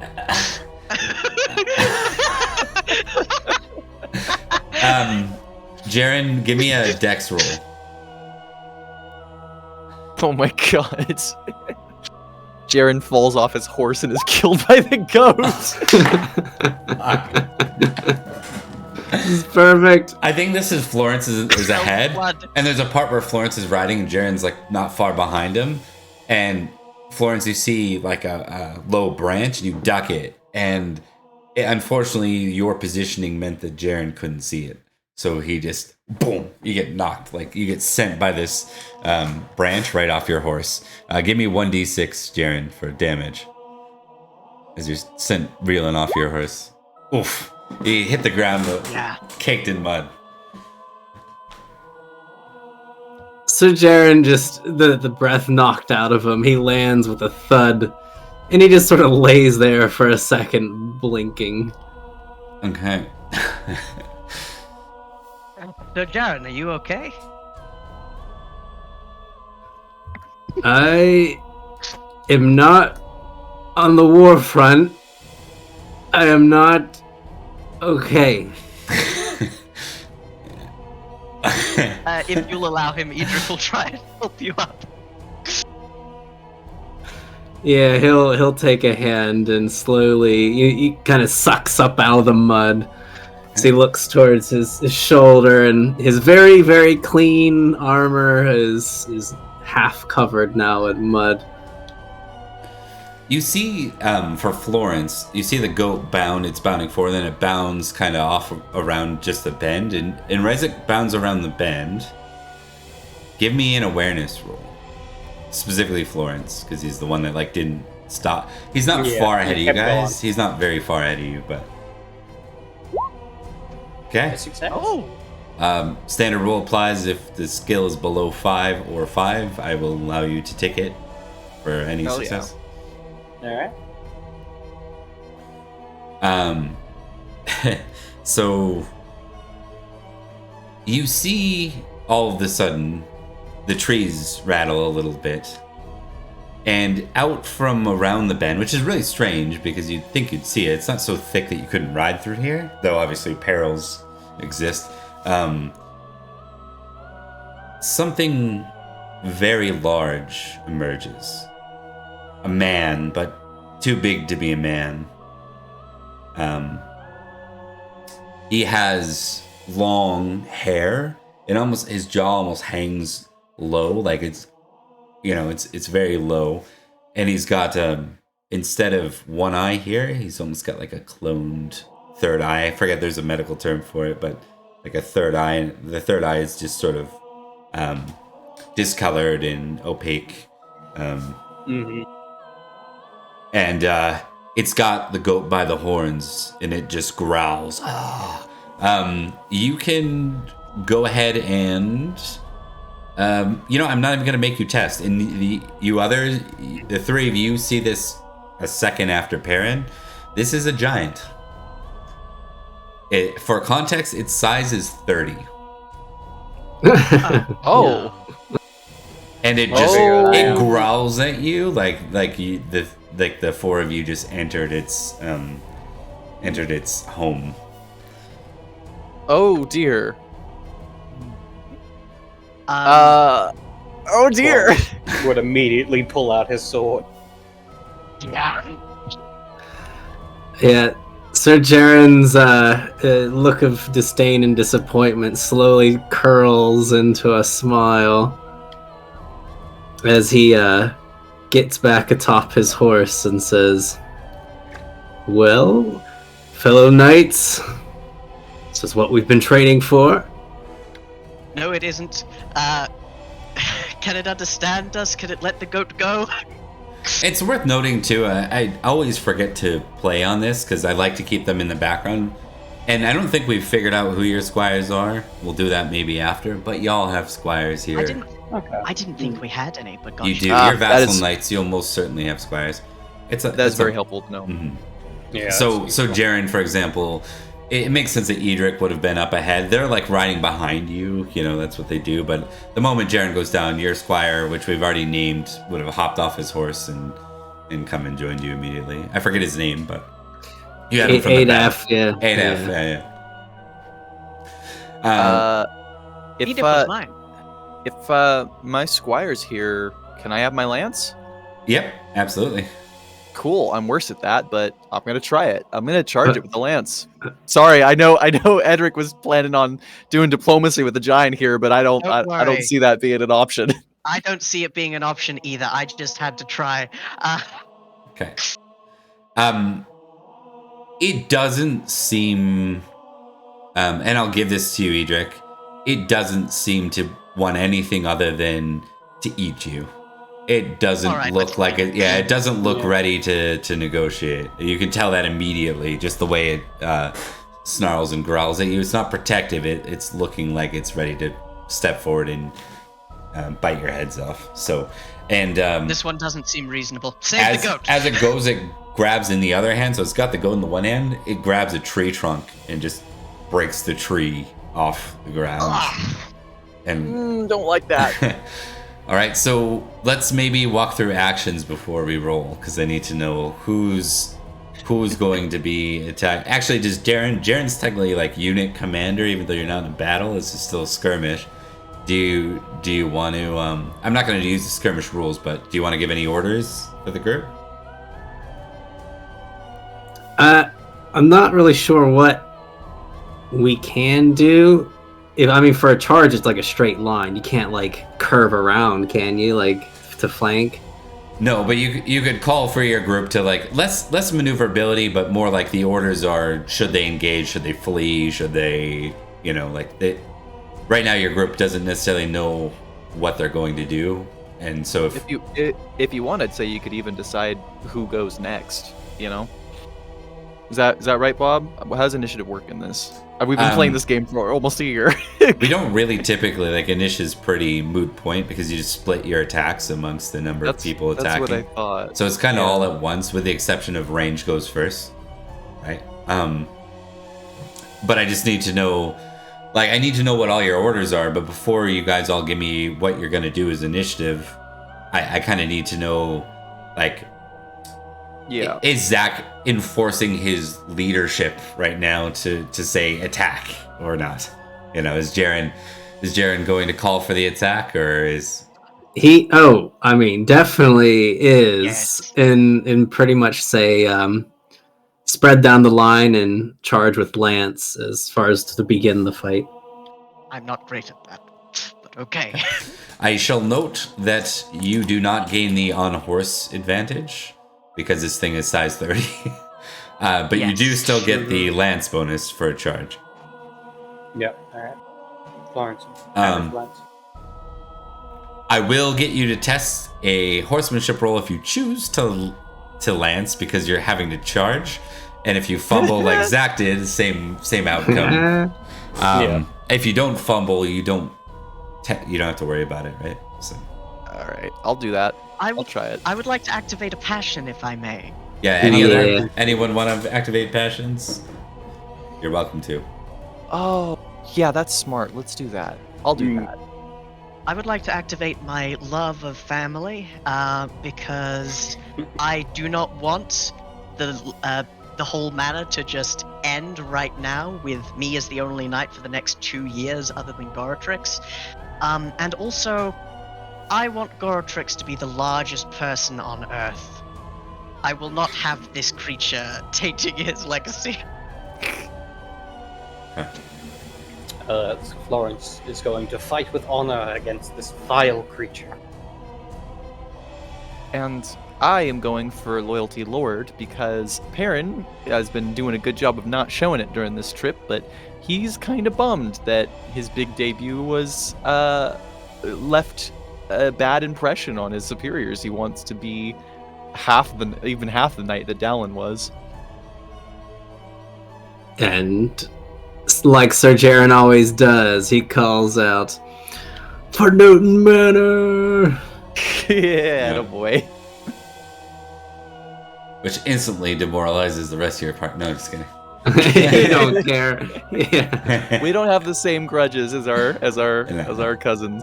Edrich likes Oh, Newton good. Manor. Sure, That's- Jareth's a snake, but For- yeah, for- he likes pretty much all of them. For a second, I thought Jaren failed. I'm like, are you kidding me? He's like, "For Newton Manor," and he just veers off and leaves. It's I'm not funny. Live a better Fumbles. day, suckers. Okay, so all of you get your. I think all of you have +5s, right? According to the new Correct. chart. So reminder: you do not get the mounted bonus. Everything else you can apply. All 4 of you are attacking. Yes. Yep. Okay. I'm saving that goat. It is going to split its small tree against 2 of you, and I'm going to roll at random because it seems fair. Which numbers are we? So we're going to go down the list. So Thomas is 1, Mark 2, Liam 3, and Zach is 4. It's possible they swing. If I get the same number, it means he's not splitting. Ha. Which will be bad. 4 and 1. Okay, So that's me. So There we go. Edrich and Jaren. Edrich. Yeah. Cool. All right. Alright, I'm gonna roll horsemanship with the +5. Yeah, please all test that first. Anyone who's charging. Ah! Oh no! Oh my god. Oh. Oh. Wait, These horses. Wait, did you add your +5, Thomas? I did. He My did. horseman is 10. Oh no. So I'm gonna make a dex roll. Yes. Don't worry, we'll all be super knights one day. We just haven't had the training time. Oh my god. No. It's just, I mean, charging in here is dangerous, right? That was the reason why. Yeah. Give me a D6 roll, good sir. Absolutely. We went from like Ah. Guy Ritchie's King Arthur to Monty Python real fast. So I take 5 damage. I'm down at 22. Oh, buddy. As Edrich like lands heavily on his back, like just seeing this thing still towering in front of him. His first thought isn't, "Oh no, I'm going to die." It's, "This might as well happen." All right. It's Draws the his goat. sword on the ground. Yeah, so you hit, like, I figure this is like, you get like 3/4 of the way, because that's a big fall. And you hit, Yeah. and you leave your horse, and you just slide through the mud, tumbling. And you see the big thing, you look up, and you see it growl at you with the tree, and it just kind of takes one swinging arc at both you and Jaren. So let's, all 4 of you can make your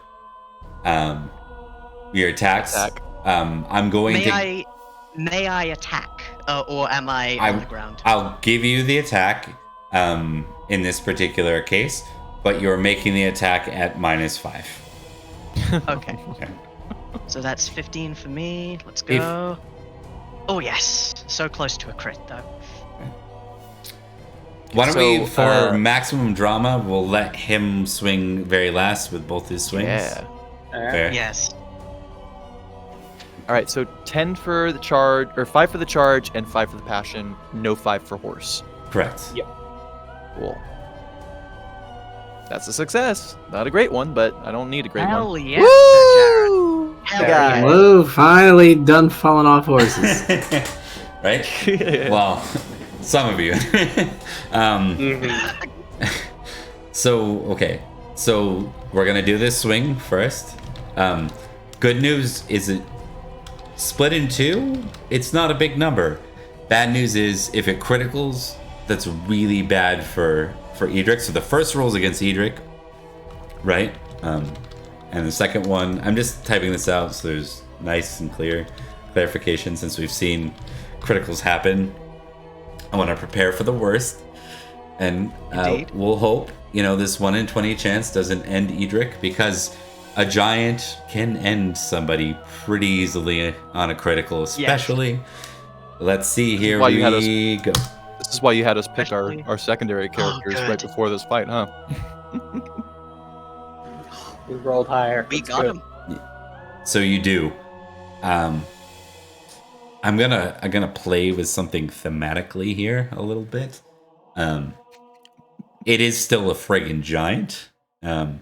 So both of you will have to make a reeling test, like a dex test afterwards, even though you take no damage here, right? Just from the sheer swing. This means you got your shield up in time, but man, is this thing nasty. However, all of you hit, so all of you can make damage rolls.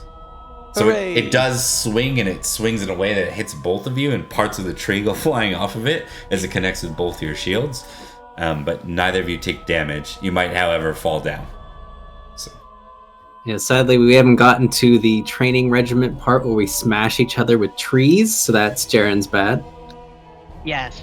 Jared was like, "We trained for this," and Edrich was like, "When?" When did we train for this exact situation? Tell me, Jared, please. Now, Jared, you Jared? got a crit, so this is gonna be. Give me a lot. Double, yeah. Man, we all rolled Is- really good for damage too. Yeah. Is it 5d6 or 66? Six. If I you're believe- using your horse for your charge, 66. There is a way to do it on the sheet. Go down to Yeah. horse. Still 40. That's good. Yeah.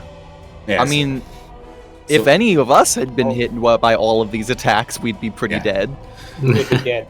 I'd be super dead. All right, and then we'll lead with the dex rolls for Edrich and Jaren. Success. on Remember your dex. bonus, Jaren, because of you're currently Yes! Oh no. Okay. I spoke too soon about falling off the horse. Perfect.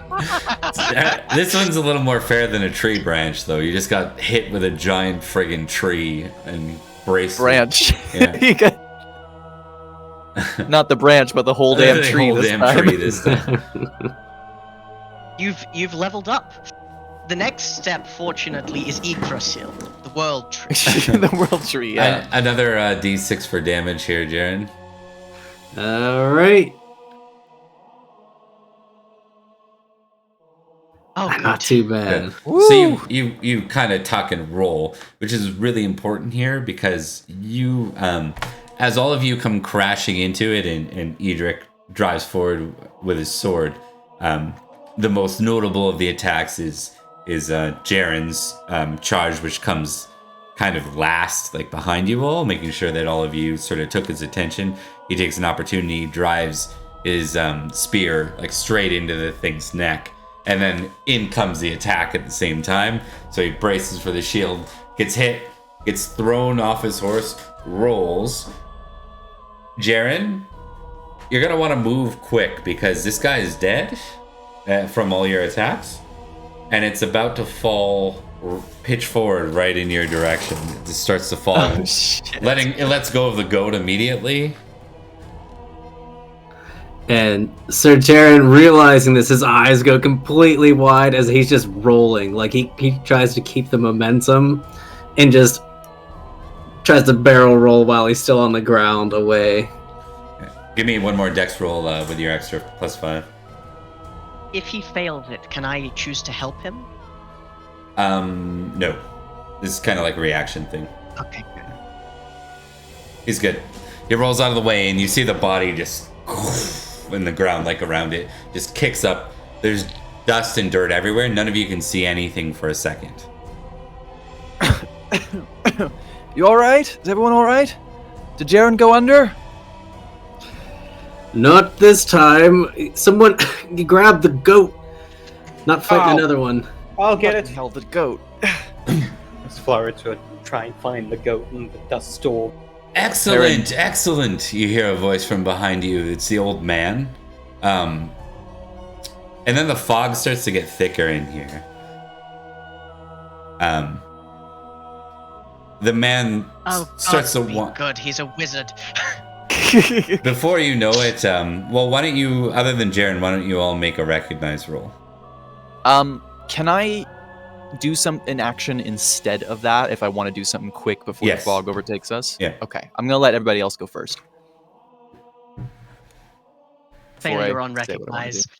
Oh, I don't bummer. know who this guy is, Failure but on so fortune. far he made us fight a giant.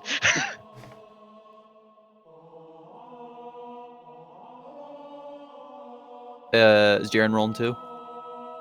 Oh no, Jaren does he not said have to. everyone Sorry, that's right. Oh, okay. Jaren does know who this is. It is it's not the old man that was there before, even though it absolutely is. But this is the Merlin. Oh, fucking. Oh, Now, Perin does not notice this because while the fog is starting to close in, Perin very quickly tries to take a toe off of the giant and like pocket it.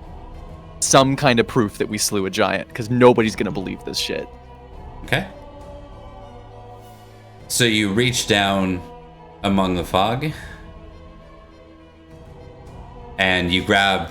What do you take? Like a toe or something? Like something? Yeah, I try to use either my sword or a dagger, and just really quick chop off one of the toes and pocket it as quickly as possible.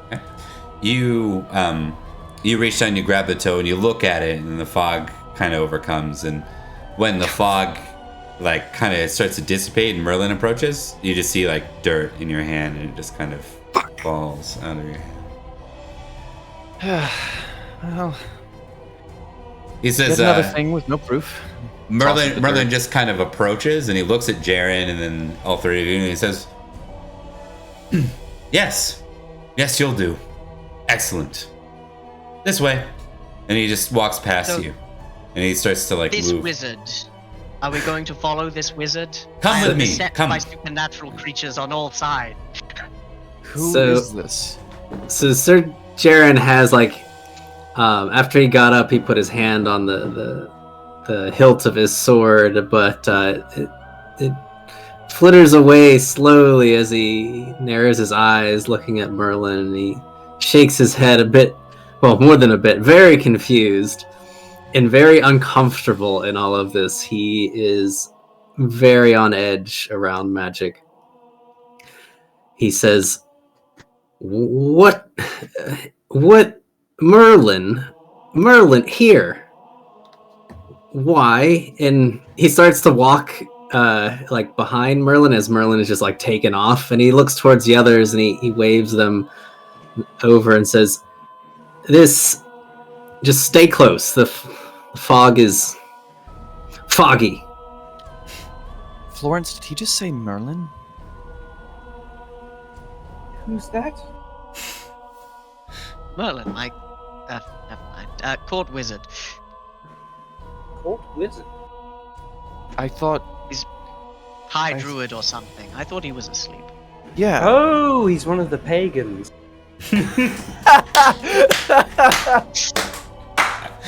As Florence is like holding the goat at this point in his arm. Oh, I forgot to mention too that the goat, after the fog thickened and went, the goat is also absent. So Alright. Ugh, The goat! that's a shame. No, Yeah, we gotta go find it. Find He's like it. holding a bunch of fog and is like, where'd it go? A goat-shaped fog. But yes, covered in like pieces of bark and like dirt from where he fell. Edrich is where he fell. Edrich is just going to straighten out his tabard and just go, okay, we can do this.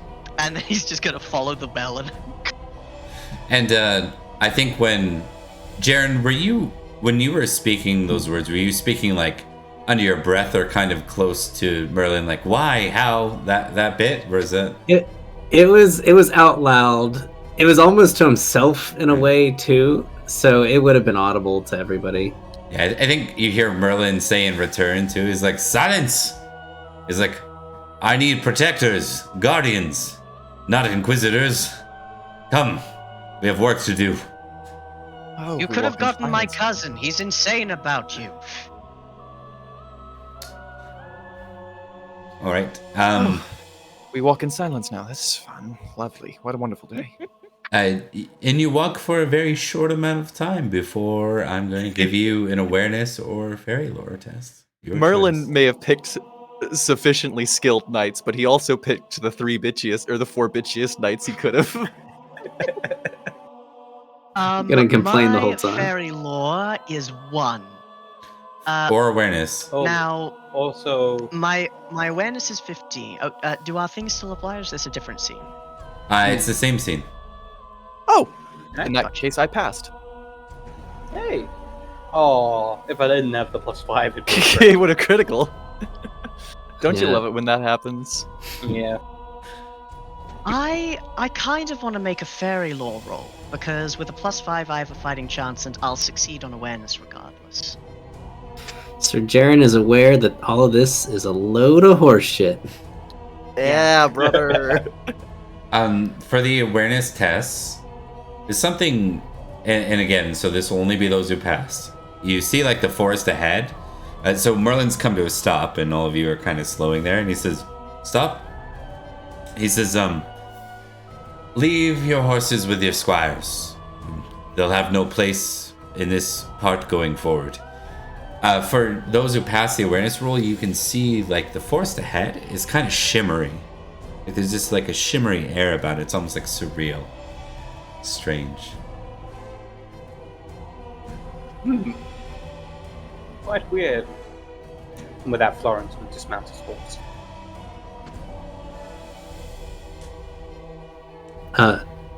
Sir Jaren, his hands back on the hilt of his sword as he's walking forward, very extremely cautious and a bit angry looking. He squints at the shimmery. Oh wait, no, he doesn't. He doesn't see you the. don't see that. Yeah, he doesn't see that. He's just squinting through the fog or wherever we're walking through. We're going a lot farther than we think right now, aren't we? I think that's quite possible. Florence looks around, just studying the weird, wavy kind of forest. Where did that goat go? I hate to break it to you, Florence, but I'm not certain there ever was really a goat. Well, that's unfortunate. Oh well. Edrich, As Florence comes forward. Edrich is going to dismount his horse, but he's going to be grumbling, and you can all make out the words, "The Fae curse my home," "Giants knock me off my horse," and "There are floating women in my dreams. What is this? I didn't know being a knight would be like this. Why do ladies exist in lakes? That's not their place." What is that? Is that a metaphor, or...? No, it's a dream I had, but they aren't amphibious. Both of you are having weird dreams. Should I be concerned? I don't know. he like gestures to the Merlin as if ask the expert. He will continue on alongside Florence. Is everyone dismounting? Everyone did, right? I believe Yeah. so. Your squires are like, should we just wait for you here? I would say it'd probably be safer for you to come with us just in case, but just keep a little bit of a distance. So just a reminder, Liam, they did actually, the Merlin said, leave your horses with your squires. Oh, he said that. Okay, never mind then. Yeah. I just wanted to verify. Like, you're welcome to. I did miss that. You're welcome. No, I did miss Yeah. that. Okay. Yeah, stay behind, losers. Whatever. Sir Jaren turns very slowly, suspicious of everything around him, but he nods towards the squires and horses and says, Take the horses back to the road. We'll meet back up with you whenever we're done with whatever this is." Presumably. All right. So Merlin kind of leads you forward, and you notice that the forest, something very otherworldly about this place. Like it's quieter, and yet it's almost like there's this song flowing through it, this natural undertone of just the way everything moves and sways is almost musical. You see ahead a lone figure upon a horse. It stands at the edge of a wood about 100 feet away. And as you start to approach, like Merlin leading you, he says, "There! Protect me, knights. The fate of Not your that king and your land depends on it." What? Edrich draws his sword. Yeah, Florence swords does the out. same. You see this figure on as it starts to ride, you see it draw 2 large blades out, one in each hand, and it's carrying them like this and just riding very swiftly, very quickly towards you. Reminder, you're all without horse. Yeah. Thanks, Merlin. As it starts to kind of get closer, you can see its appearance more. It is almost like there's like greenery around it. It's very skin. It's like skin. Think of like Poison Ivy, the character. Like it has foliage around its arms and hands, and even on the horse itself as it rides towards you. What do you all want to do? Is it coming towards us with the intent to harm? It's got its swords out. Is it like riding towards us? Do you want to try and judge what it's doing? You're welcome to see if you can figure that out. Yes, if it won't take an action. No, it won't. You can give me an awareness or a battle. To see if it's 16 out of charging. 20. It looks intent on Merlin. And it moves with a fury, it drawing its sword, clearly intent on killing Merlin. Well then, Protect the Merlin. Flank around its sides. Right. And, Perin will kind of assume a position in to the flank of Merlin and kind of make sure that if the whatever it is gets past the front line, it can't just dodge right in and take a swipe at Merlin. Okay. Florence would basically take a step forward and is going to wait till it gets closer and try and take a swing at the horse's legs to attempt to trip it up. Force the knight onto the ground. All right. So, Actually, would that be dishonorable? no, That's a good question. No? Alright. not in this scenario. You're not horsed yourself, so I wouldn't All say right. so. I don't think Not we've only gotten that, to that You're a stage knight of of God. That's right. right. Yeah, I don't think we've gotten to that stage yet where that matters. If that makes any sense. That's fair.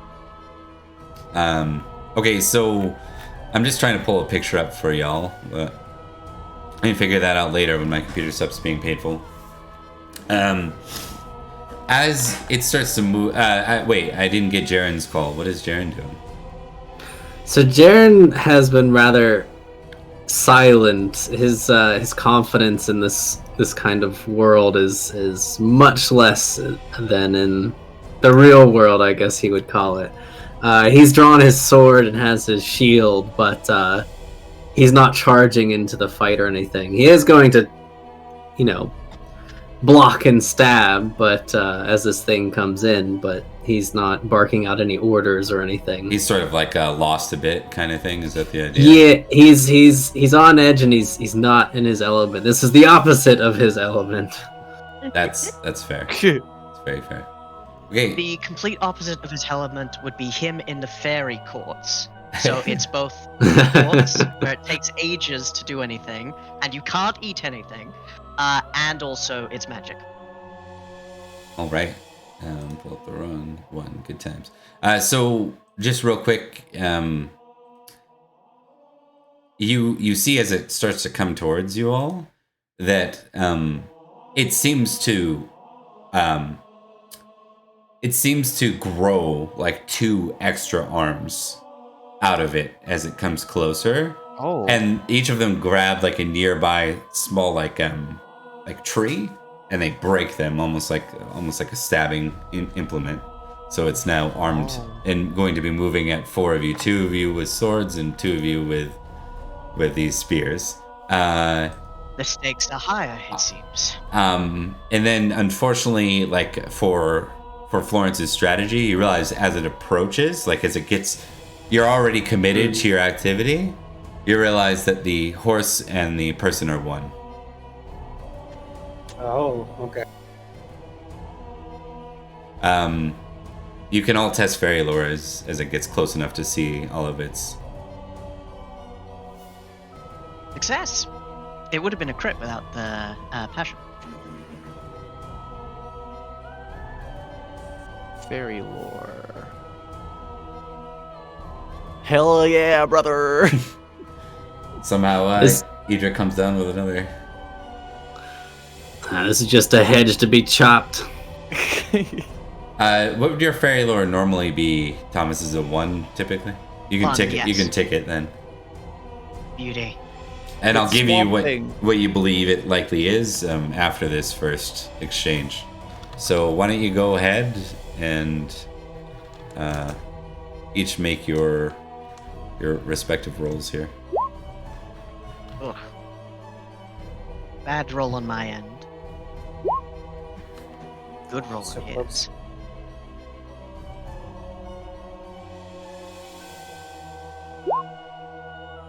Hell yeah. All right. And then am I making a sword roll as well, even though I'm in kind of defensive position by Merlin? Do I still get to make the attack? Is your intent still to cut it as it comes? It's trying to blow past you to get to Merlin. Would you cut it if it's blowing past you to get to Merlin? Or Correct. Yeah. The idea is to be like a second line of defense. You're like in the case last it's- line of defense. Yep, absolutely. Correct. Yep. Okay, so I can still make an attack, or do you Yep. want me to hold? No, please do, because this thing's crashing into you one way or another. It's going to try to get to Merlin. So And we did rule that our passions are still in effect. yes, absolutely.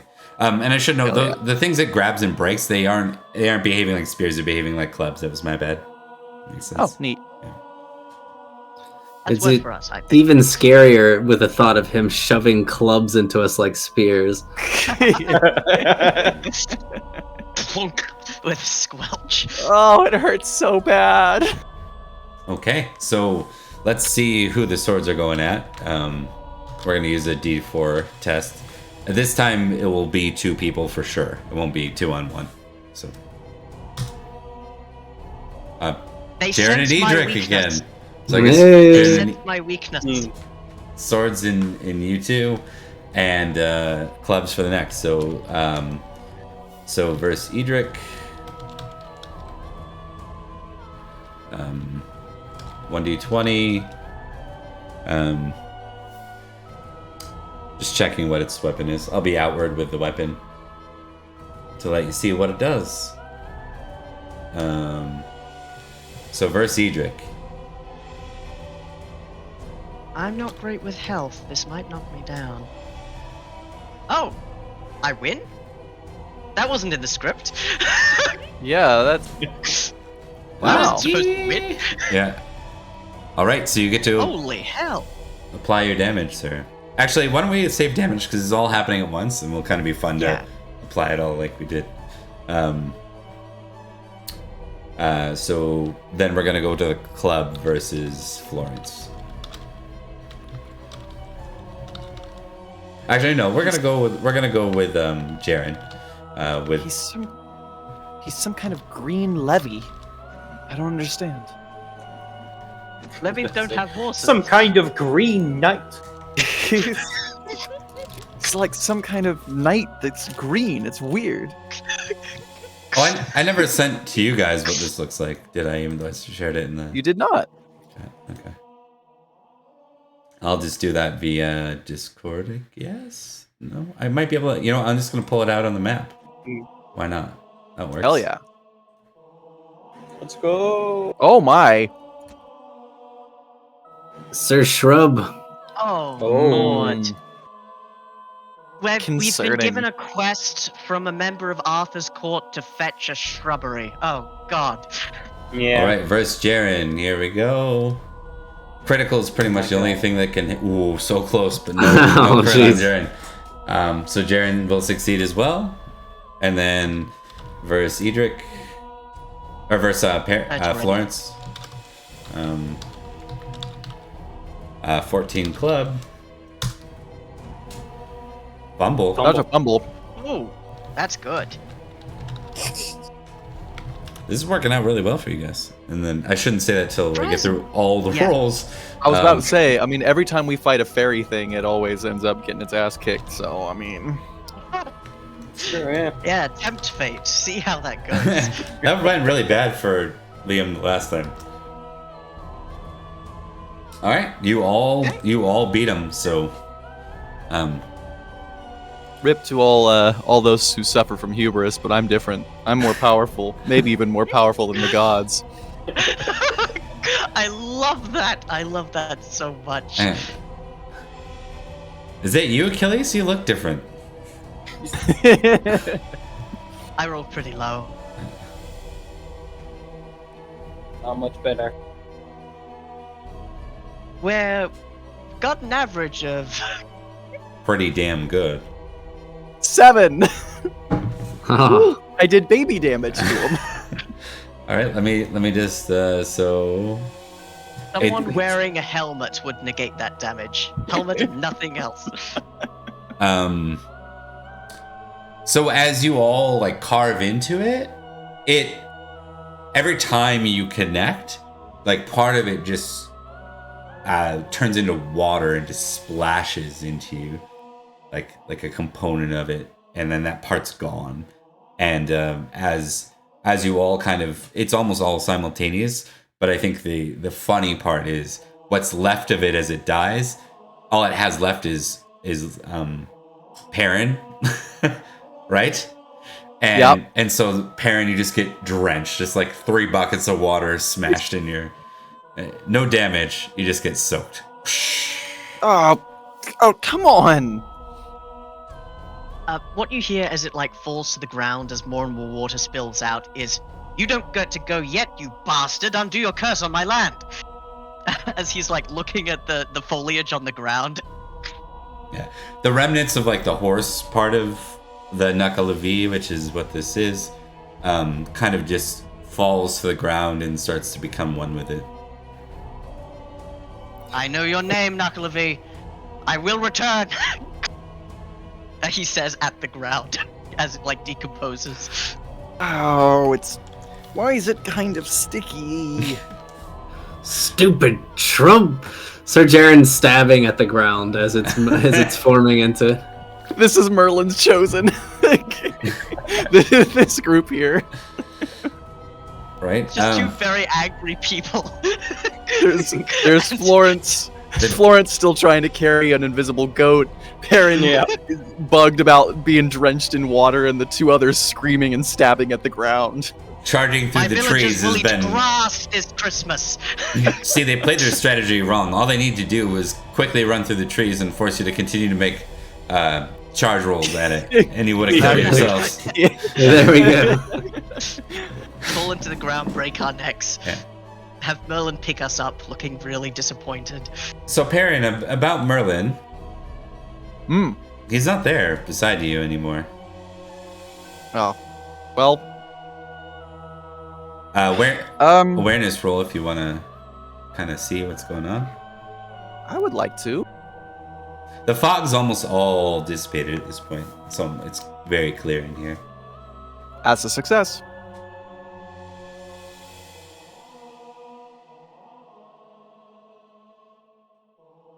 All right. You see not far away, as you kind of look to your right and then to your left, you see in a bit of a distance, there's water, and you see a small ferry out on the water proper. Where has he gone to? Out there. Do you think he might be on the water now? Why did he go away from us? Were we bait? Yes. I mean, it did seem to be going after him. Oh, I have had it up to here with this man. And he just starts stomping off towards the water. Can't does trust. That... Oh, sorry, you go. Sir Jaren kind of grits his teeth as he realizes we have to follow, but he says, "Can't trust anybody that uses magic. It's not natural." Does Edrich recognize that small ferry as they move towards that area? Yep, it looks very similar to your dream. Got you. Oh, I've seen this, I think. And the Merlin is a valued and respected member of King Uther's court. And was valuable in many, and he like talks over was valuable in many victories and the keeping of the land. And good, because otherwise we would strangle him. He is a pagan, so you know. If I had wine, I would. If I had wine, I would drink to that. Yes. You see, Yes. It looks like you got your adventure after all, Jaren. Congratulations. Where is the floating lady? I have to serve my lord. That means Right here. serving Merlin. And Sir Jaren's like convincing himself that, lopping the head off this guy would be against serving his lords. That's the only reason he's not doing it. Also, Sir Florence would immediately turn to Edrich and go, "Did I hear something about a lady?" Interestingly enough, from your vantage point, you're pretty far away, but it looks like there's some kind of motion on the water. Does anyone want to take a better look? Yeah. I'll do it. Sure, go for it. Yeah. And Edrich will say, I think that's one. Pointing to the rippling. I'll Taking get a better pulled- I'll get look pulled will in just by mean Cthulhu. getting closer. That's it. It's just Yeah. a vantage Oh, point yeah. thing. I'll get pulled in by Cthulhu. I don't care. Yeah, I'm ready to get drowned. Okay. The Winterbourne Stoke boys fighting elder gods. So Jaren will go up after the other three do. He's like, well, I don't really trust this. At this case, in this particular case, there's no surprise that way. At least not that way. But a surprise to at least three of you, if not four.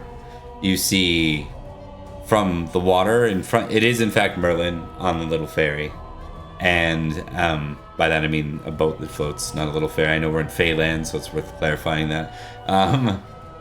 You see out of the water submerges a single hand. It looks like a kind of graceful hand as it holds very clearly this beautiful sword. The sheath, but it glimmers in the water and with the sun hitting it perfectly, almost like moonlight hitting it. And What? Merlin kind of bows and with two revered hands, takes it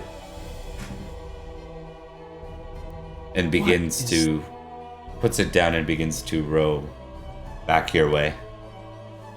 What is that? It's Sword. Thank, Sorry. thank you, Jaren. I stopped talking, but that's perfect. He just says sword. Gonna get all damn rusty in the water. It's beautiful. There's something special about it. Special about her, that lady. Truly. I did not get a good look at her face. It was a nice looking arm. Edrich is just going to say, Florence, it is my duty as your companion. Maybe wait until you've met her. I, for one, think that you should try to snog the lady in the lake. It's never stopped me before. Don't snog the lady in the lake. Okay, let's think you go should and try wait it. Merlin's return. All right. Either she is a fae or she's a holy spirit. Either way, not to be sullied.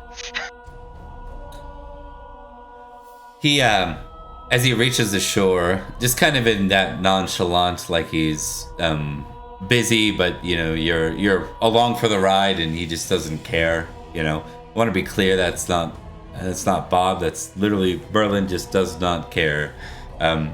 He looks to you all, kind of like half here, half nice. Says, "Oh yes, good job." He's like, Oh. he says, "The king will be forever in your debt, as will I, and well, all of Britain, I would say." I see. Edric's just like this. For plucking a sword out of the water? He says, "Not a sword, Sir Jaren, the sword. Behold, the sword of victory, forged when the world was young." It's beautiful. What's it for? How does this save Britain? You will see. We all will see. It will come. Perhaps soon. Or perhaps not. He frowns for a minute. This way. And with that, he starts walking again. Almost as if to exit, but leaving you all with a moment to kind of yourselves. Do we want to zero in on anything here?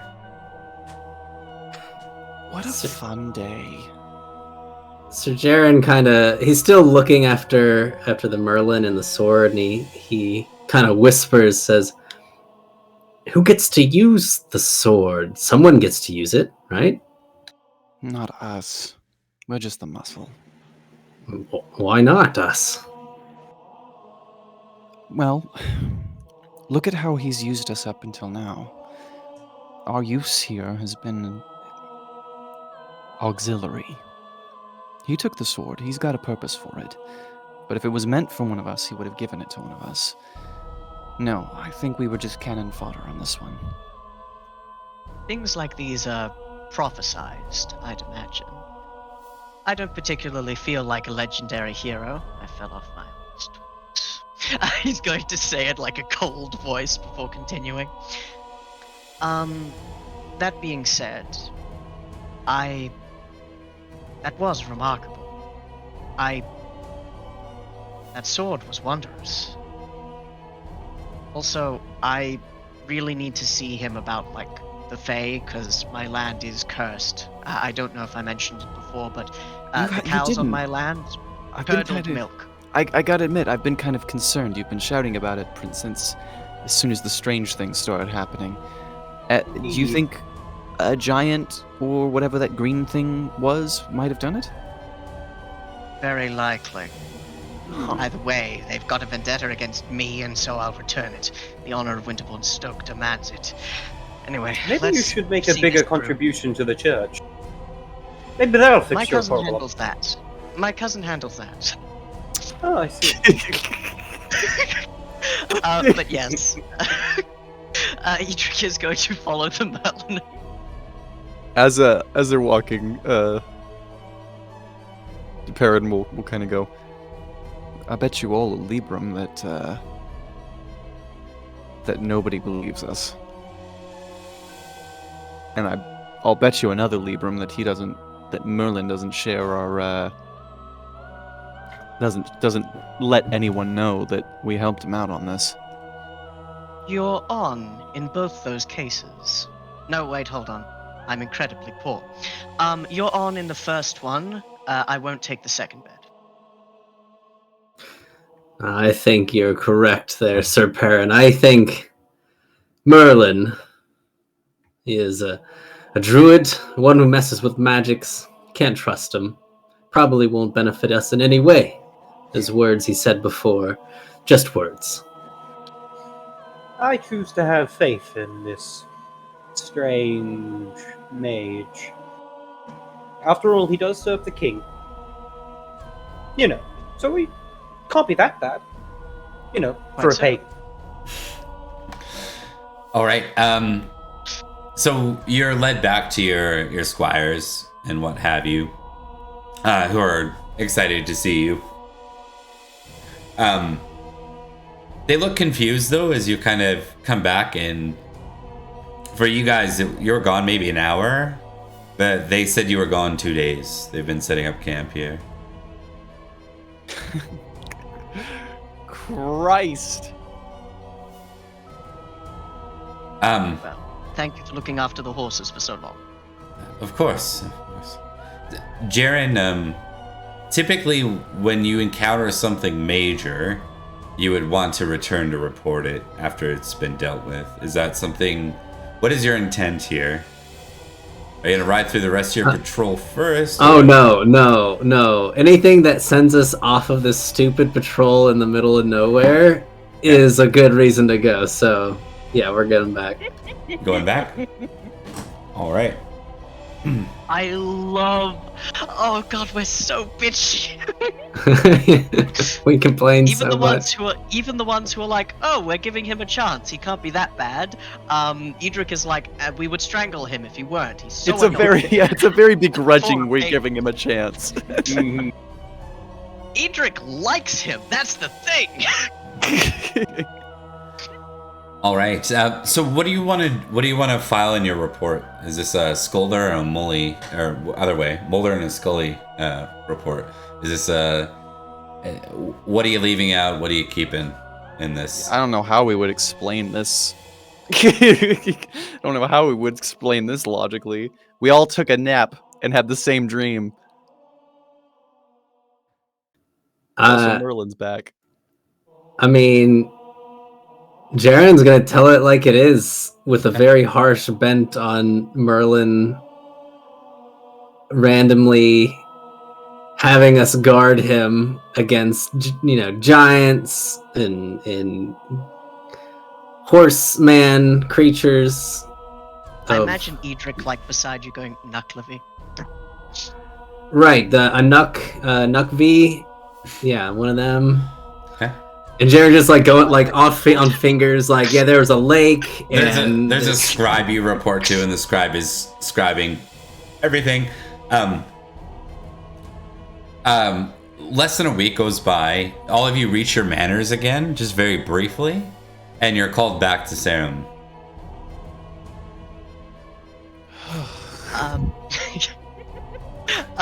Is Edric's land still cursed? We shall find out. It's more cursed now. Indeed. Yeah. extra curse. It's probably gone, right? Probably. My lord, this very angry bramble started attacking me. But yeah, it's probably fine. We dealt with a Fae. They know that the Winterbourne Stokes mean business now. Hopefully we can deal with them on equal terms later. But yes, to Sauron. You find yourselves in front of the Count. This is a private audience with all of you, and Elad stands in the corner of the room. The doors are shut after you enter, and Elad looks up, just shakes his head with a smile as all of you enter. Roderick, I mean, when I say private, Roderick has guards nearby, but they're on the outside of the room. Sir Jaren, Sir Florence, Sir Edrich, Sir Perin, I thought it best to speak with all of you directly, the Count says. Well, we're honored to be here, sire. So, I understand the report was fanciful. Indeed. I need to know if everything in this report is true. It is as I saw it, though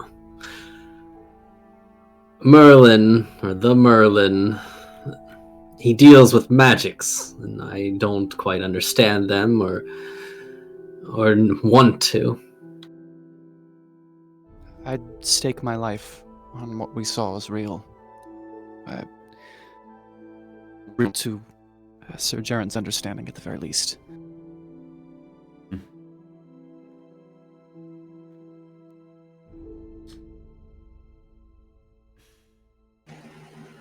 He called it the Sword of Victory?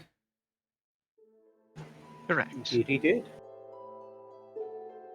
And it came from a lady of the lake. Indeed so. We weren't told of any particular titles, but it did seem like a woman's arm, and it was a lake. I'm not sure how she was breathing down there, but yes.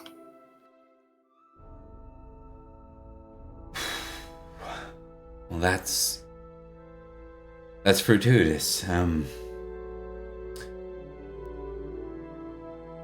Harold? Edrich holds like a hand, an open palm out towards Sir Perin. Ev, I'm gonna give you a sec. Like, I don't want to interrupt. Does anyone else have anything they wanted to add here? Like, right before Roderick speaks again? I don't know. Why is Edrich holding out a hand to Perin? Am I supposed to take it? Are we getting married? Yes, the marriage will be in spring. No, you bet him specifically that no one would believe us. Fuck, you're right. Perin hands Edrich a librum. Edrich flicks it and puts it in his pouch. You hear Roderick shout, "Harold, this brings us great news. Send news through our lands. We will have a feast in 2 days." So we're gonna cut forward kind of to like an end little bit for tonight. Back to a feast. a one-round feast in which you all are seated Ooh. quite clearly above the salt at an honorary table. Oh no! I don't understand what's going on, but I don't mind it. So, and feel free if you want to spend your round just talking amongst you. I mean, you're at a table together. You can absolutely do that if you don't have an agenda. You cannot pull cards above the table, but kind of should go without saying in this event. So, I have an agenda. okay. No. I sort of have one as well, but what's yours?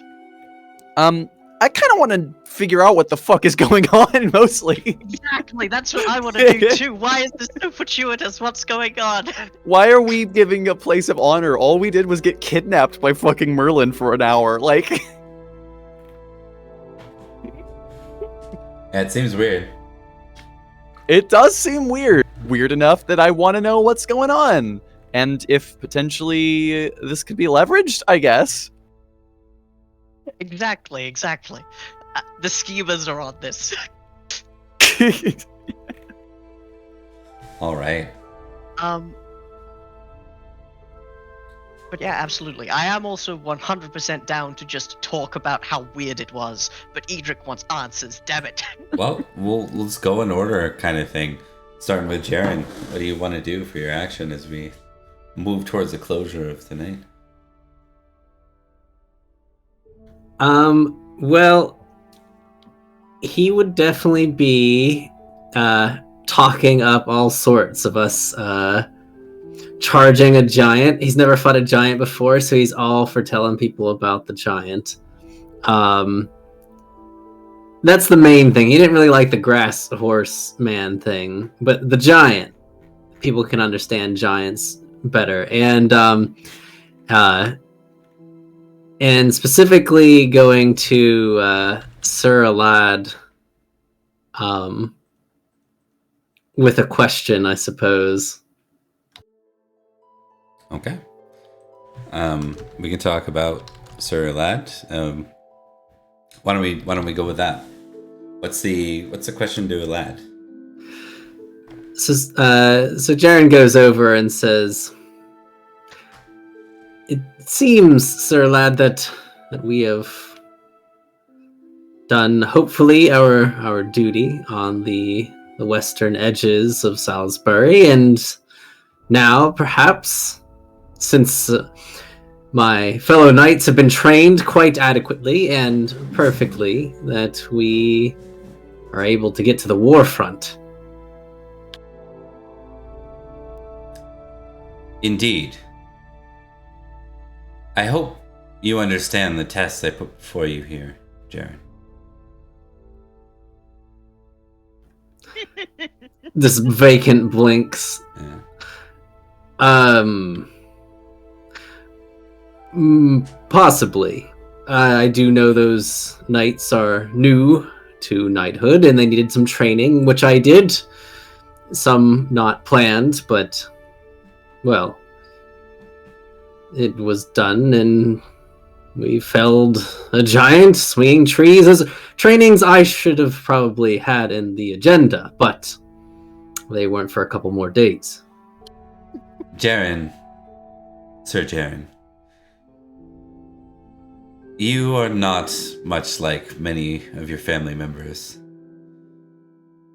There is something to be said about glory seeking.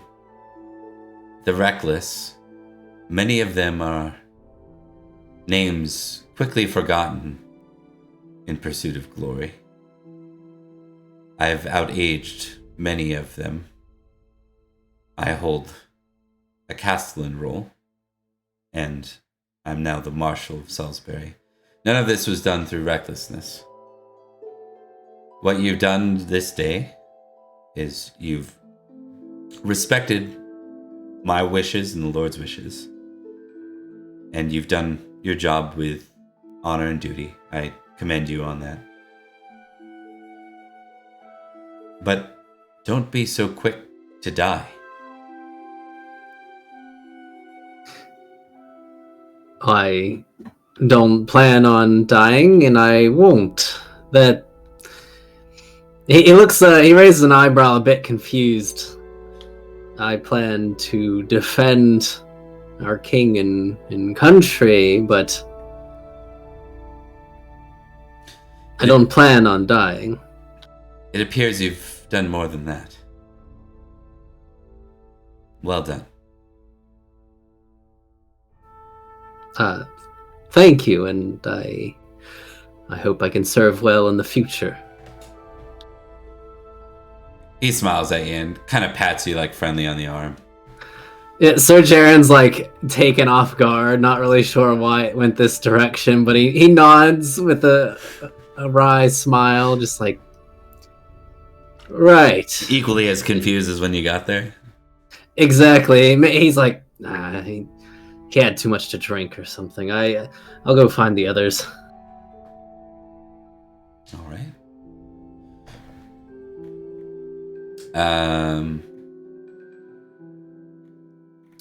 We'll cut over to Sir Florence real quick. Alright. As Florence's action, the best one round piece, he's gonna flirt. Of course you will. What a guy. Yeah. You can add, remember, you get your above the salt application right away, right? Which is what? Was it +2? Ooh. 2. You'll get it tonight, I will especially. note- I feel like I will note one thing. If you flirt with Lady Ellen, I will use my action to save you.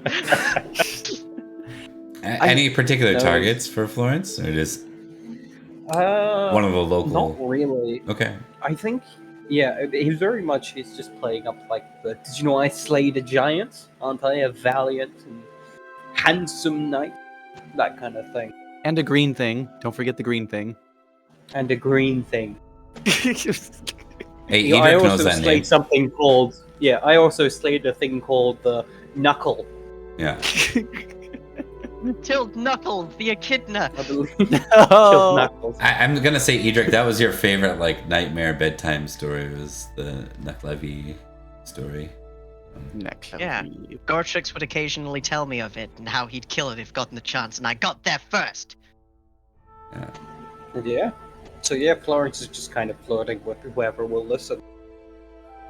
All right, go ahead and give me. Many will listen this day. You're in an honored seat, so why don't you go ahead and give me your roll? +2.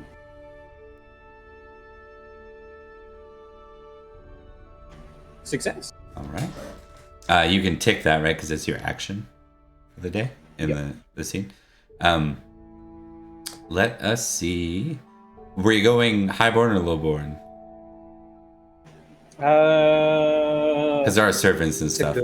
But I'm gonna roll a d4 if it's real higher, highborn, lowborn, being the other one. okay. Actually, no, I'm going to use the system and I'm gonna roll modest versus proud. Yeah. Thank you. Like, I'm not sure. I haven't done a lot of those tests tonight. I wish I did more of them. So thank you for doing it. Okay, so proud he goes up to highborn, modest he goes up to lowborn. Alright, so modest first. That's a failure. I feel like Florence is about to ascend to a higher plane of existence. So then I'll leave the choice to me. Actually, You know failure what? on both leaves a choice to me. I'm gonna go with highborn. Oh, Yeah. Alright, good. Yeah. Alright then. Make This is- my life worse. This is the woman's father, the lady's father, Lustful. from. She's lovable, generous, and she loves her family. This is a decent sugar mama. Yeah. She's flirting with you. She seems really interested in these stories. Like very interested in the Fae stuff. She can't like she keeps pushing you back into that topic, but she hangs on every word that you mentioned. And her name, I can give you that too in a second. I really need to just make that the Kimrick lady names something I can roll quickly. But female Kimrick names. Damn it, I always lose this one. Sorry. Please hold. Won't be long. There we go. Please hold. Glessig. Bless you. And so she's from Hantone County. So that was, if you remember, just for context, I'll just cut you over to the screen real quick. Hantone is where you were, when you went on the Dallin quest in the forest. It was sort of your fake destination, right? That was where they said you were going. So it's actually really close by. It's down here. Yeah, And there it is. It's the home of the fleets, like Uther's fleet is positioned. All right. Anything in particular with that? Anything with Glessig, or does that work? She's kind of asking you more and more about the fairies, and then obviously the Lady of the Lake. She's like, you met one? Did she tell you her? Did she tell you her name?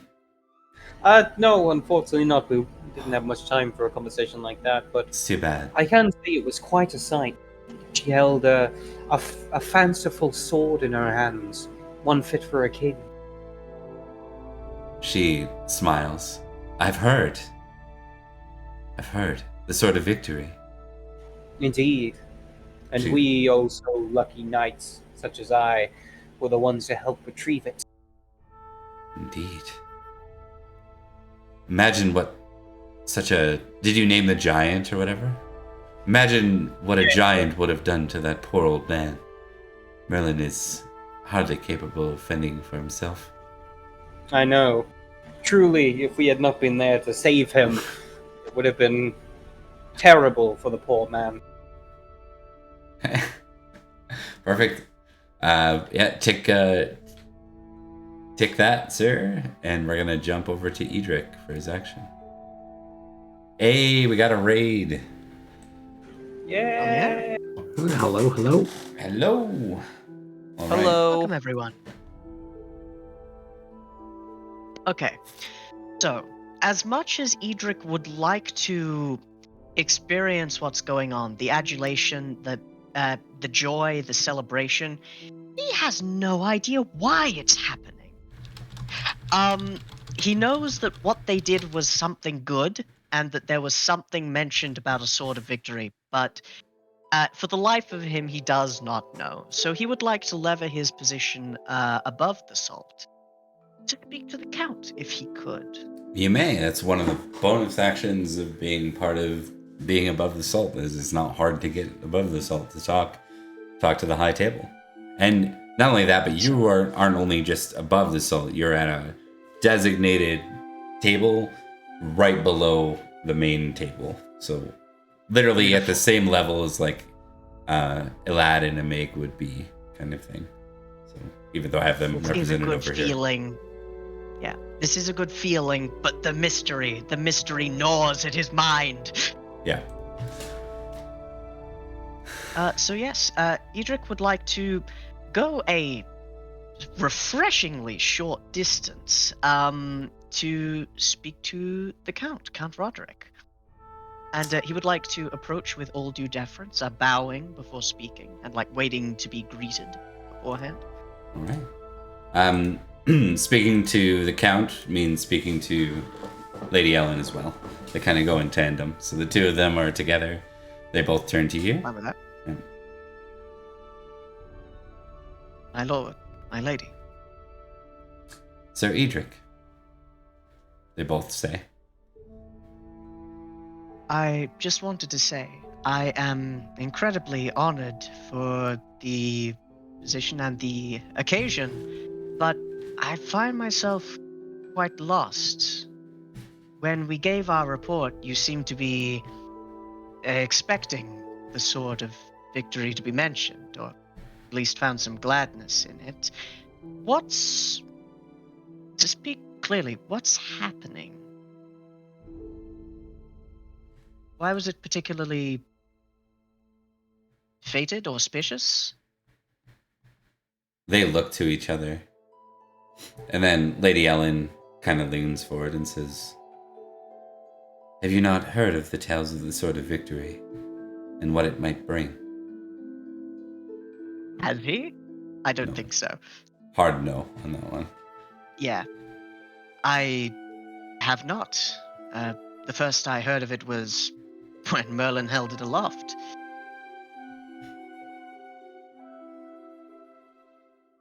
It will be in good hands with the king. With it, he will unite all of Britain. And hopefully, if all is well, drive off those that would raid our lands and destroy us, if left be. And once again, hi Raid, thanks for coming. But yes, taking all this information in, Edrich nods slowly. Some kind of prophesized weapon? Well, that's good. A united Britain would be good, and expelling the Saxons even better. I just found it passing strange that I had not heard of it before. Roderick just shakes his head. I have only come upon news of it recently, myself. Through dreams. I confess I've been having such dreams as well. At one point when I lay my head to sleep, I saw the lake, and Merlin approaching. I wonder if I'm a seer now. That sounds like a lot of trouble. Lady Ellen says, we did not know that, your patrols would lead to such a thing. But it's making more sense now, at least with consultation. We've understood that, what you all went through was a trial. One versus very land. You see, sometimes the land itself, it will test the subjects of a king to see its king's worthiness. If not for you and what you've brought here, I'm afraid there would be no sword. Or at least, that the king would not be worthy. I see. Well, I'm certainly glad that we all could represent Logris, even if, admittedly... With that, the count puts his hand on Edric's shoulder, like as if to... No. This day, you've represented all of Britain. For with this sword, Uther can unite us all. It's excellent. But thank you once again. I do. Anything else? Out of character, I'm asking. Anything else you wanted to do with it? If not, they'll kind of stay silent and just nod your way. Nothing for Edrich, no. He doesn't have anything particularly he could lever in this point without seeming like churlish. Like, sure, his land needs aid, but he's not gonna ask the Lord at a feast. That's, loss of face. He's gonna see what he can do to work on that later. And we shall go to, last but not least, Sir Perin. Liam. Well, unfortunately, Sir Perin is doing very similar work. Perin would like to make an intrigue roll to move around the court to whoever the highest ranking person they can get their hands on are, and also speak to them about what exactly is going on here. And a little bit more specifically, so you're not repeating all the same information, what it means specifically for them. How can they use it, and what is expected of them now? You know? Okay, yeah. Oh, also, yes, Bob, would you also roll feast food? We gotta know. Oh, that's fair. Your feast in your honor was cold meat slices, and ginger sauce. Brilliant. Wow. Actually, that beaver doesn't sound tails. Beaver tails. Cold We cuts don't- with we ginger don't get to sauce, beaver beaver tails. tails, and roast larks. Excellent. Beaver tail sounds gross. Roast larks is fine. I wouldn't mind cold meat slices in ginger sauce. That sounds nice. Like, eat that with rice. That's just some KBBQ, you know. Yeah, exactly. Okay, probably your best bets, Liam, and I'll leave this to you because you'll have different response with different folk. Sure. So the main players that would be here, like the ones with the most prestige, would be Eladimig, Violet, and then Sir Bar, Lycus, and Sir Leo. These three. Ooh.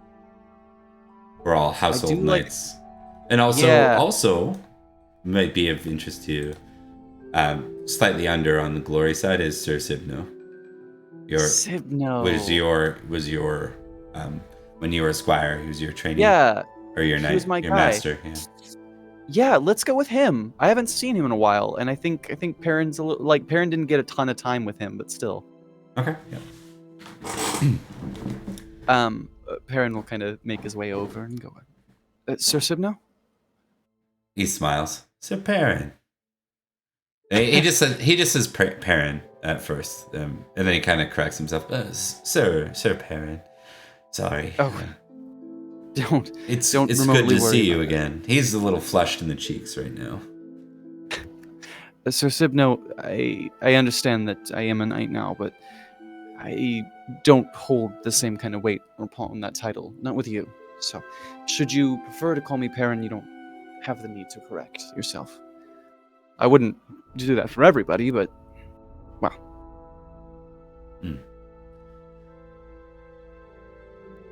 Well, this is certainly something. Yes, something indeed. Actually, do you mind if I speak to you about it for a moment? Of course. Please. Well, I have to admit, my companions and I are a bit confused. I would imagine so. We understand well enough that this sort of victory is important and a great deal. But, well, everyone's acting like we found the bloody Holy Grail. And He laughs. it was a fine sword. But, well, we did slay a giant and some kind of creature Edrich was more familiar with, but, well, it feels like there's a lot of celebration before anything solid has landed in our hands. Do we even know where the sword is, besides the fact that Merlin has it?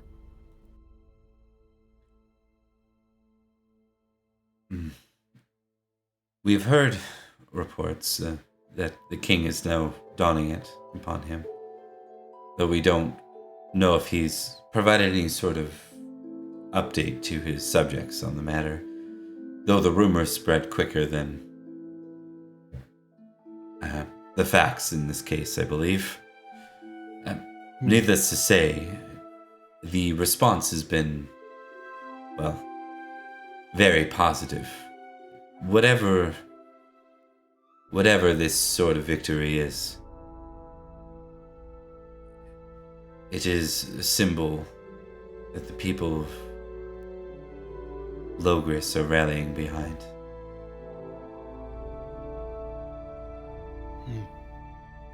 I just wonder.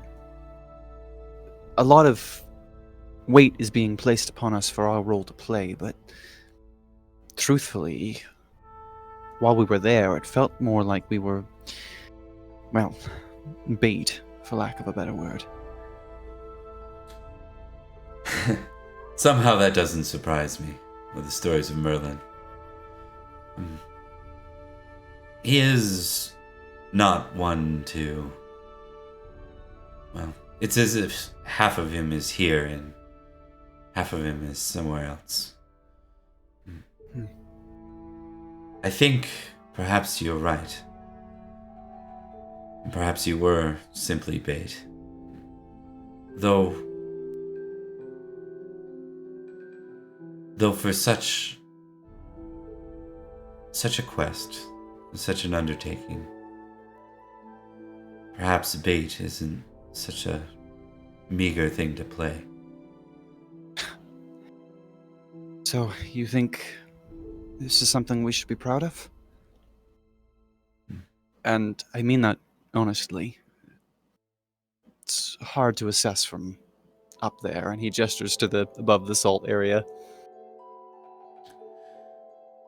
I think it's hope, in truth. You've provided hope. This story, these tales, whether you believe them or not. Our people are changing their minds about this war, about this land. And we're uniting. If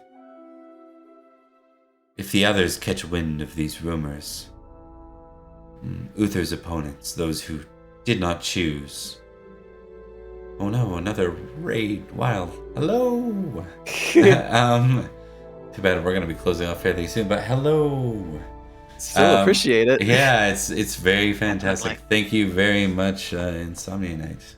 It's wonderful to have this raid.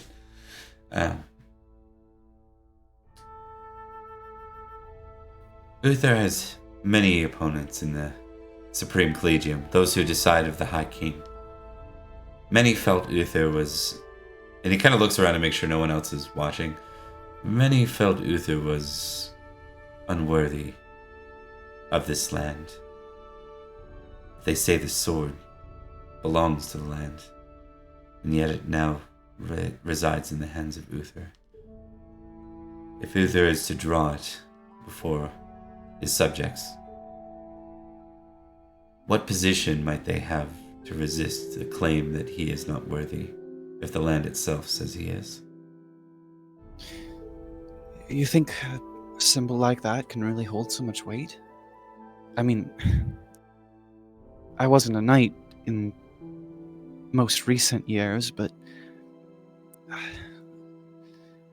even as a squire, I could see how conflicted the courts felt about every part of Uther's wars.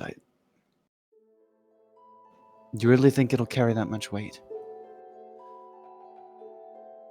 He kind of looks down and sighs. The logical side of me says no. Of course not. It's pomp and perhaps a morale boost. But there's a part of me that died on that battlefield in Mount Damon. It died in Mirkwood Creek. All my allies that never returned. And I look at this sword and I think, perhaps this could change everything. Perhaps it's a fool's hope, but it is still hope.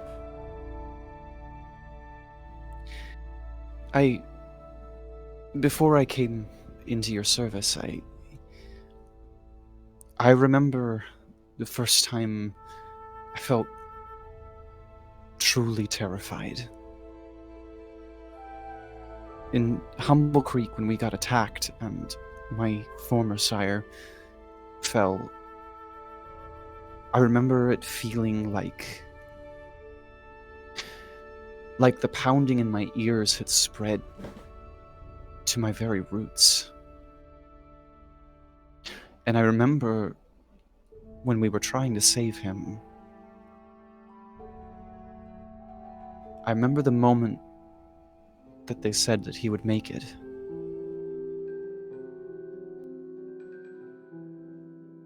Maybe you're right.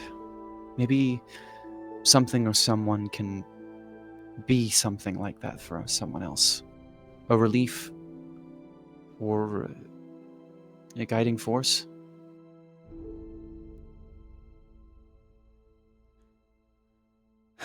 For now, I would say, Perin, as much as you might heed my advice, take what is offered to you.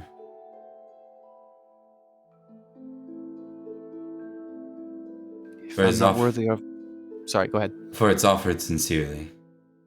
And if it's wrong, all you've done is be fooled like the rest of us. Well, if I'm not worthy of it, then I suppose it'll be my mission to make myself worthy, right? I think you've already started that journey, friend. Don't take your losses in Mercury Creek. My first battle didn't work out particularly well, but it worked out better than some. I returned in one piece.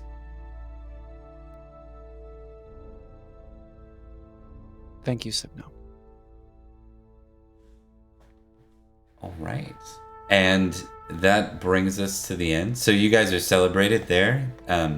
You get 200 glory total. So you get 100 for the giants in Nekalavi, and then you get 100 for the actual just completing the sword like quest proper. Yeah. So I can make yeah. a note of that in the logs. Already done. Yeah, your names are quite passed around here. So at least in Salisbury, you're probably called those Salisbury Knights help Merlin elsewhere. But in Salisbury, you are the knights who help Merlin retrieve the Sword of Victory. I want Oh, to say one thing. Sir Jareth has the absolute worst luck when it comes to his schemes. Literally every time he's gone, this seems like someone I can mess with, we've just risen in renown to the point that we become nigh untouchable. We become war heroes. We become legendary.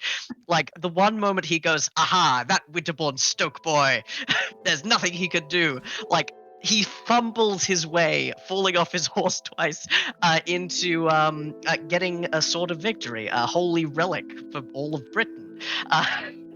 what a fun guy. I hope that man never stops picking the worst enemies to possibly pick. Oh, by the by, us falling off our horses, it never happened, or Yeah. at least nobody ever hears. we it No don't- one happening. shall ever hear that part. I can just see, Exactly. I can just see Florence talking while he's, or not Florence, probably wouldn't be Florence, like probably Edrich talking Perin. about it, and then all of a sudden he just it's kicked in the side by Jaren. Yep. And then we nobly charged in, and we hit Don't him. worry, you guys. Don't worry, you guys. Perin will share the true story when it's convenient and When it's appropriate. convenient and funny, yes. Yeah, there we go. I wanted to do a brief thing in conversation, but as we're coming to an end, I could just say this. Before Edrich has killed his first person, he has been party to killing 2 creatures of legend. So that's gonna mess with him later. That's fair. That's fair. Yeah, should we potentially tick spiritual for that shit? Oh yeah, all of you, please take spirit. Well, I will give I've you already the got choice spiritual because I ticked. think for Jaren he might lock it the other way. Is that a test versus each other for Jaren? Maybe. It's Or do you? can I get a passion of hatred of any of this? 'Cause he hates it all very much. Hatred, so. fairy lore. You can get not suspicious. Yeah, suspicious would probably. Suspicious would work. Yeah. Or you can get worldly fairy lore, or like hates fairy lore. You can do that as a. So give me a d6 roll real quick. So it's like you are super world. You're like, is it Scully? Yeah, Scully. You're like, you're constantly trying to evade anything in the supernatural whatsoever that doesn't It's align. not so with. much that he's like, this must have rational explanation. It's, I hate this. I hate this. Yeah. When will it end? I just stab it with my sword enough, it'll go away. If I Leave me ignore it alone. hard enough, it doesn't really exist. All right. Well, I'm gonna wrap up because I know it's late for a couple of you folks. So let's go ahead and wrap up, and then I'm gonna send us. Don't leave right away because I'm gonna send us on a raid. I'm gonna pass it on because I got so much help from others. Yeah. So, all right. I'm Bob. I've been jamming tonight. Welcome to if you're new to this. This is King Arthur's Pendragon, Sword of Victory. We did the Sword Lake adventure and retrieved Excalibur today. So stay tuned in upcoming weeks if you want to come back and watch. We're going to continue to watch the Knights of Salisbury as they continue their journey through 5th century England and the King Uther, King Arthur tale. We'll go next to... let's go next to Thomas. I said that like I don't just go down the list every single time. Yeah, exactly. Thomas. trying to pick which one will get it this time. But hello and goodbye. My name's Thomas. I've been playing Sir Edrich of the Winterbourne Stoke, having, surprisingly, a much better month now than the previous one. I do not have an online presence. This is where I am. But yes, thank you all for watching, and thank you for the raids. That's me. Perfect. And Mark. Oh, hi. I'm sorry I didn't see you there. I was just checking out our handy-dandy Discord. By the way, did you know we have a Discord? Come check us out. The link is on our YouTube channel and on our Twitch. And yes, I have been Mark, playing Sir Florence, or Sir Horrence, as he's also known as. And yeah, I hope you all have enjoyed seeing us, and thank you for the guys who came on the raid. Too bad you came down near the end, but good to have you with us. We'll be back next week. Yup. Indeed. Join us then. Liam. Boy, I love Florence. Head empty, no thoughts. He's my favorite. Hi everybody. I'm Liam. I played Sir Perin of Durnford, and I have started a character arc, baby. There we go. Thank you all for joining us, and yeah, have a wonderful evening. Awesome. And our wonderful guest, who's joined us and several other times, but we'll keep on bringing him back. Yeah, and I always love to come back when I can and play Sir Jaren of Newton Manor, of course, and constantly just love dip diving and dodging away from magic, away from talk about marrying Durnford folks, and just having a good old time on the battlefield. Awesome. Well, it's been great to have you back with us, Zach, and we'll continue to do that in an ongoing manner. Thanks all for watching. If you're interested as well, we'll be continuing next week with another guest. AP Gaming Reel will be joining us as Duke Gorlois of Cornwall, the special guest to Lady Violet's wedding. So stay tuned for a good old summer banger. We'll see how that goes. Terrified of that man. A special guest to be the one we all dislike. Terrified of You that haven't man. even met the guy. It should be fine. Yeah. It should be Gorlo, by the way. He's not French, but that's okay. That's my bad. I took that and ran with it, so it is what it is. Yeah, I don't. Let's see. Do I have anything else? There's one. Oh yeah. My bad. I also wanted to plug Gathering of Branches. So we start our first episode with that. So this game currently is set in Salisbury, the county of Salisbury, which is kind of like a country bumpkin side of England right now. What? Yeah. We're the dope guys. You're the dope bump. You're the Shire, literally. No, you are. So they're in Salisbury. We have another game set in the county of Summerland that's looking at themes like the Ladies of the Lake, fairies, and magic, kind of playing off the similar themes here with the Knights and Arthur and Uther. So anyways, thanks for coming, and I'm gonna, if you stick around, I'm gonna raid another room here, pass on the info. It's my first time doing this, so let's see how this goes. Let's fucking go. Okay, I'm gonna stop the stream though, and then I'm gonna continue raiding. Take care, all. Oh well. See ya. Bye.